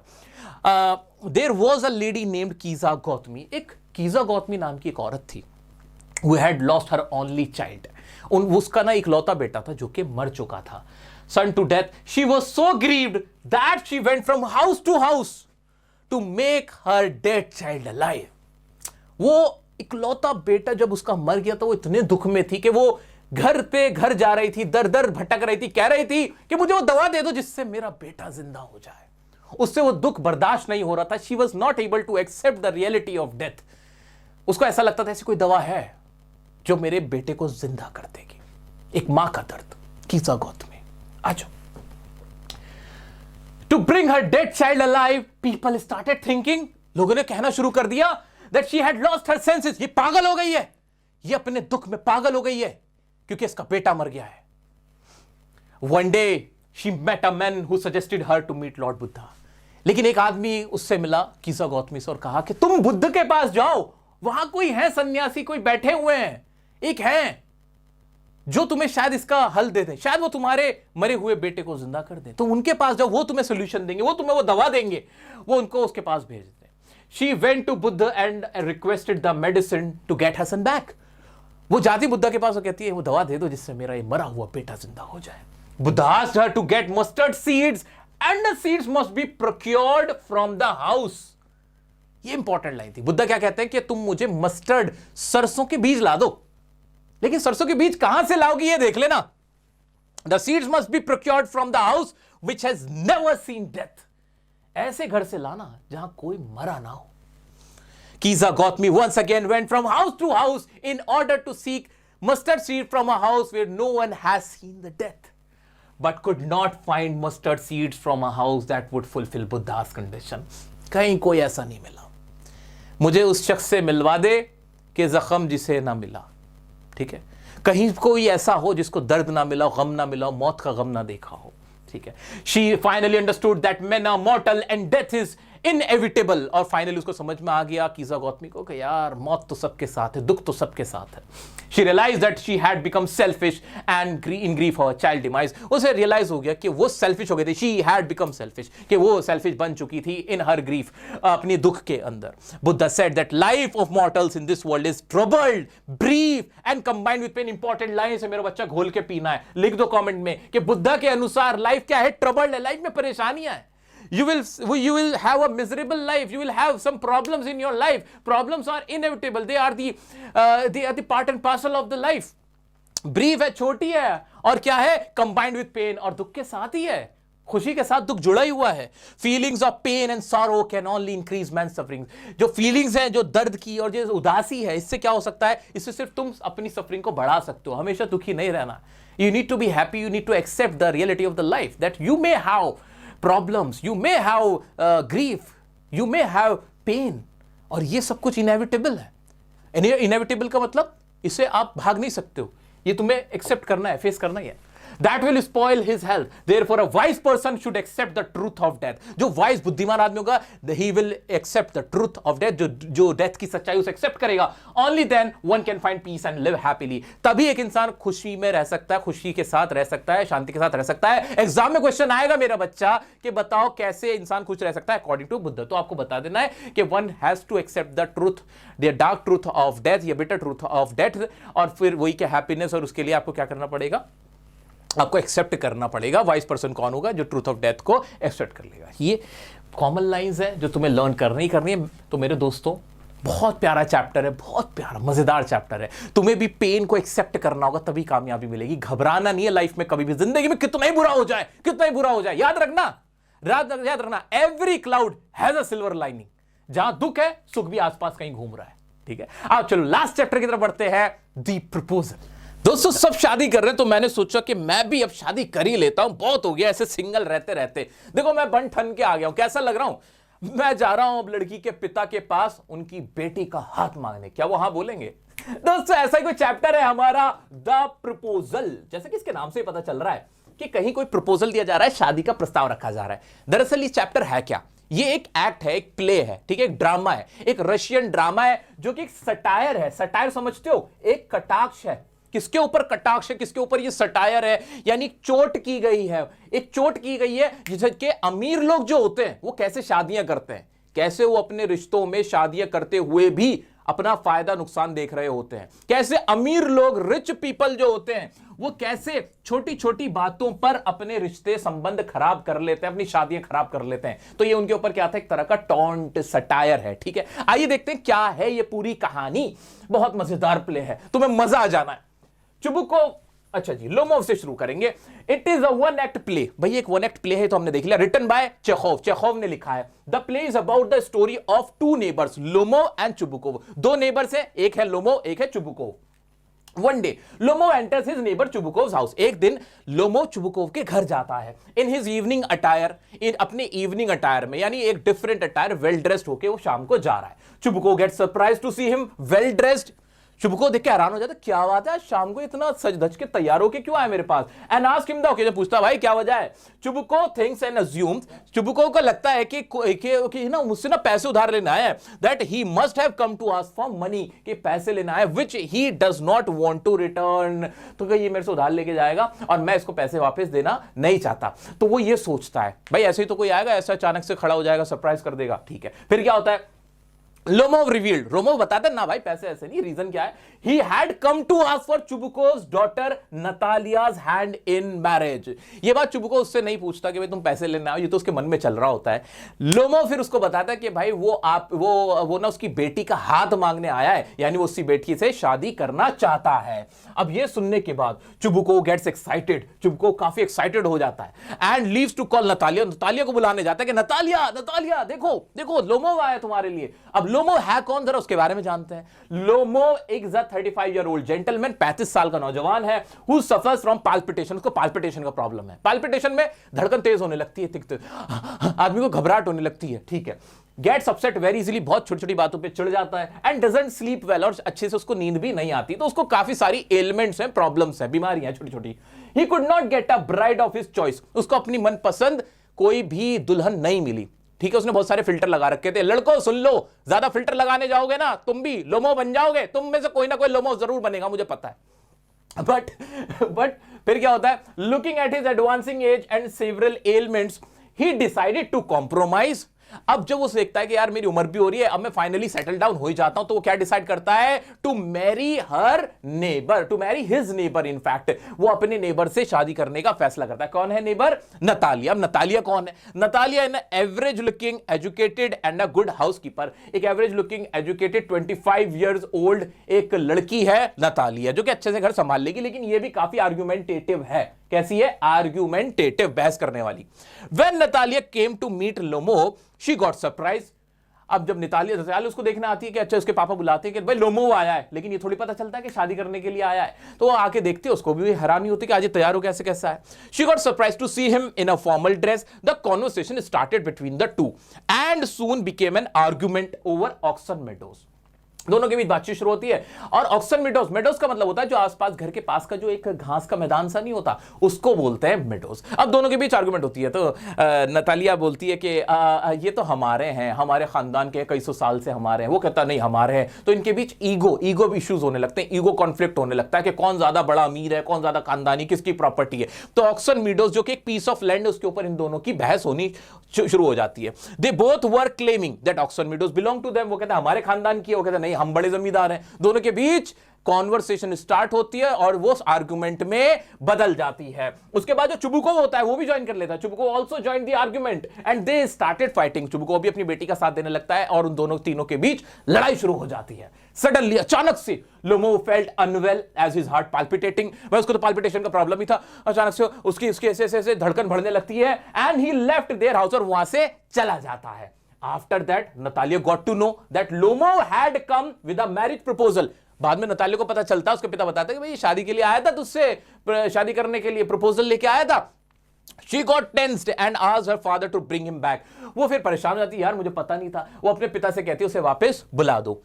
Both started accusing each other to send him out. दोनों एक दूसरे पे इल्जाम लगाने लगते हैं, आपकी वजह से देखो वो चला गया। वो कहते हैं नहीं नहीं आप बहस कर रहे थे, आपकी वजह से चल गया। फाइनली क्या होता है, चुबुको ran after Lomo and got him back. चुबुको लोमो के पीछे आता है, अरे लोमो बेटा, अरे मेरा बच्चा, my darling, please come. ऐसे कहकर उसको वापस बुला लेता है कि किसी तरह वापस आ जाए। अब वो वापस आ जाता है on the second time. Natalia behaved so sweetly to him, but when Lomo was about to propose her for marriage, another argument started over dogs. अब उनके बीच वो बहुत प्यार से बात करने लगती है। इसके बीच पहले ऑक्सन मीडोज पे तो लड़ी रहे थे कि नहीं नहीं ऑक्सन मीडोज तो मैं आपको गिफ्ट कर दूंगा, कहते नहीं नहीं जो चीज मेरी है तो मुझे क्या ही गिफ्ट करोगे तुम। इस तरह से दोनों के बीच ना ईगो क्लैशेस थे मेनली। अब वो ईगो कहां पे आया, ऑक्सन मीडोज से शिफ्ट होकर आ गया डॉग्स के ऊपर। मेरा कुत्ता अच्छा नहीं, तेरा कुत्ता टॉमी, मेरा कुत्ता कुत्ता, ऐसे वाली लड़ाई होने लगी। अब दोनों क्या कह रहे हैं, नहीं नहीं नहीं नहीं मेरा जो डॉग है गैस वो ज्यादा सुपीरियर है। चुबुको कहते हैं चुबुको का डॉग जो स्क्वीजर है वो ज्यादा सुपीरियर है, वो ज्यादा टैलेंटेड है, वो ज्यादा अच्छा है। दोनों के बीच लड़ाई फिर से शुरू हो जाती है। The argument once again heated up and also joined by Chubukov. Chubukov भी एक ना जिसे कहते हैं ना इररिस्पांसिबल फादर है, बिकॉज उसके अंदर भी मैच्योरिटी नहीं है कि लोमो शादी करने के लिए आया हुआ है। And he's also joining argument again and again. This is not supposed to be done by a father. एक फादर के द्वारा ऐसी चीज नहीं उम्मीद की जाती। अब लोमो को दोबारा क्या होता है, लोमो फेल्ट एग्जॉस्टेड एंड अनवेल। लोमो फिर से एग्जॉस्टेड हो जाता है, उसका दिमाग थकने लगता है, उसको पाल्पिटेशन होने लगता है, घबराने लगता है। एंड फाइनली क्या होता है, फाइनली क्या होने लगता है कि Lomov felt exhausted and fell unconscious. वो अनकॉन्शियस हो जाता है, बेहोश हो जाता है, बेहोश हो जाता है, चेयर पे बेहोश हो जाके पड़ जाता है, एकदम हाथ पैर छोड़ देता है। Natalia thought he was dead and started crying. Natalia को लगता है कि वो शादी से पहले ही विधवा हो गई। लोमो भाई निकल लिए, हाय लोमो, वो रोने लगती है। ठीक है, इतना बुरा नहीं रोई होगी, ये मैं ज्यादा बुरा रोया हूं। ठीक है, when Chubukov realized that Lomo was unconscious and not dead, he gave his daughter's hand into Lomo's hand. जब चुबुको को लगता है नहीं मरा नहीं है, सिर्फ बेहोश हुआ है, तो क्या कहता है चुपके से लोमो का हाथ अपनी बेटी के हाथ में दे देता है and gave his consent on Natalia's behalf, और अपनी मंजूरी नतालिया के behalf पे दे देता है। एंड ब्लेस्ड देम, और उनको आशीर्वाद देता है, सदा सुखी रहो मेरे बच्चों, जाओ जाओ जल्दी बस अब जाओ, हो गई शादी। When Lomo got his senses, he showed his excitement, but once again they both started fighting over the dogs again. लेकिन जैसे ही लोमो को होश आता है, वो थोड़ी देर के लिए तो खुश होता है, ओ माय गॉड चलो फाइनली नतालिया उसको मिल गई है, शादी होने वाली है। अब शादी हो गई है ऑलमोस्ट, ठीक है, दोनों के उसके पापा मान गए, नतालिया मान गई, लेकिन दोबारा उनकी कुत्तों के ऊपर बहस शुरू हो जाती है। This is how this chapter ended. और बहुत प्यारा सा चैप्टर था, एक अच्छी सी सीख थी कि जब रिश्ते बनाने जाओ तो बहस को पीछे रख के आओ, ईगो को पीछे रख के आओ। रिश्ते तभी बन सकते हैं जब तुम्हारे अंदर से ईगो निकल चुका होगा। रिश्ते प्यार से बनते हैं, ऑक्सन मेडोज से नहीं बनते, गैस और स्क्वीजर से नहीं बनते। तो इसमें मेनली जो क्वेश्चन आता है वो ज्यादातर मेरा बच्चा यही पूछने पे आता है कि बताओ नतालिया कैसी थी, नतालिया का कैरेक्टर स्केच कैसा था, या जो चुबुको था उसका एज अ फादर क्या रोल था, ये तुमसे ज्यादातर पूछेगा। एक और पूछा जाएगा कि बताओ रिश्ते जो मैरिजेस होती हैं आजकल के टाइम पे, पैरेलल बेस्ड क्वेश्चंस बहुत आते हैं इसमें, कि जो कॉम्पिटेंसी बेस्ड क्वेश्चंस काफी पूछे जाते हैं कि आजकल की जो शादियां हो रही हैं वो किस तरह से खराब हो रही हैं, क्या पीछे रीजंस रहते हैं। जो नतालिया और लोमो के रेफरेंस में आपको इसका आंसर करना है, तो पूरी कहानी बता देना कि आजकल जो हो रहा है ईगो इश्यूज बहुत हो रही है, कॉन्फ्लिक्ट बहुत हो रहा है, आर्गुमेंटेटिव, एक वर्ड बड़ा प्यारा इसमें तुम यूज करना, आर्गुमेंटेटिव। बाकी सारे क्वेश्चन मैं तुम्हें जब लाइव रिवीजन होगा ना मेरा बच्चा, एक एक क्वेश्चन पकड़ पकड़ के कराऊंगा, उसके बाहर कुछ नहीं आना। तुम टेंशन बिल्कुल मेरे पे छोड़ दो, ठीक है। वीडियो कैसी लगी तुम्हें, मेरी कोशिश कैसी लगी, कमेंट करके जरूर बताना यार, कि जो मेरा जो एफर्ट है तुम्हारे लिए, उसके लिए तुम्हारे मन में क्या वैल्यू है, तुम क्या महसूस करते हो, और कहां तुम्हें जरा भी जो डर लग रहा है ना, इंस्टाग्राम में यार स्टोरी में टैग कर लो, सवाल पूछो, कमेंट में पूछो, कहीं तो मैं देख ही लूंगा यार। जब दिल से दिल का रिश्ता जुड़ा हुआ है फिर टेंशन क्या है, ठीक है। नेक्स्ट वीडियो तुम्हें मिलेगा फुटप्रिंट विदाउट फीट का, ऐसा ही वन शॉट रिवीजन, फिर पोएम का मिलेगा। कम्युनिकेटिव वालों के लिए भी मैं वीडियोस बनाऊंगा, बेफिक्र रहो, जबान दी है, पीछे नहीं हटूंगा, ठीक है दोस्तों। मिलते हैं नेक्स्ट वीडियो में। Thank you so much for watching, I love you all, bye bye.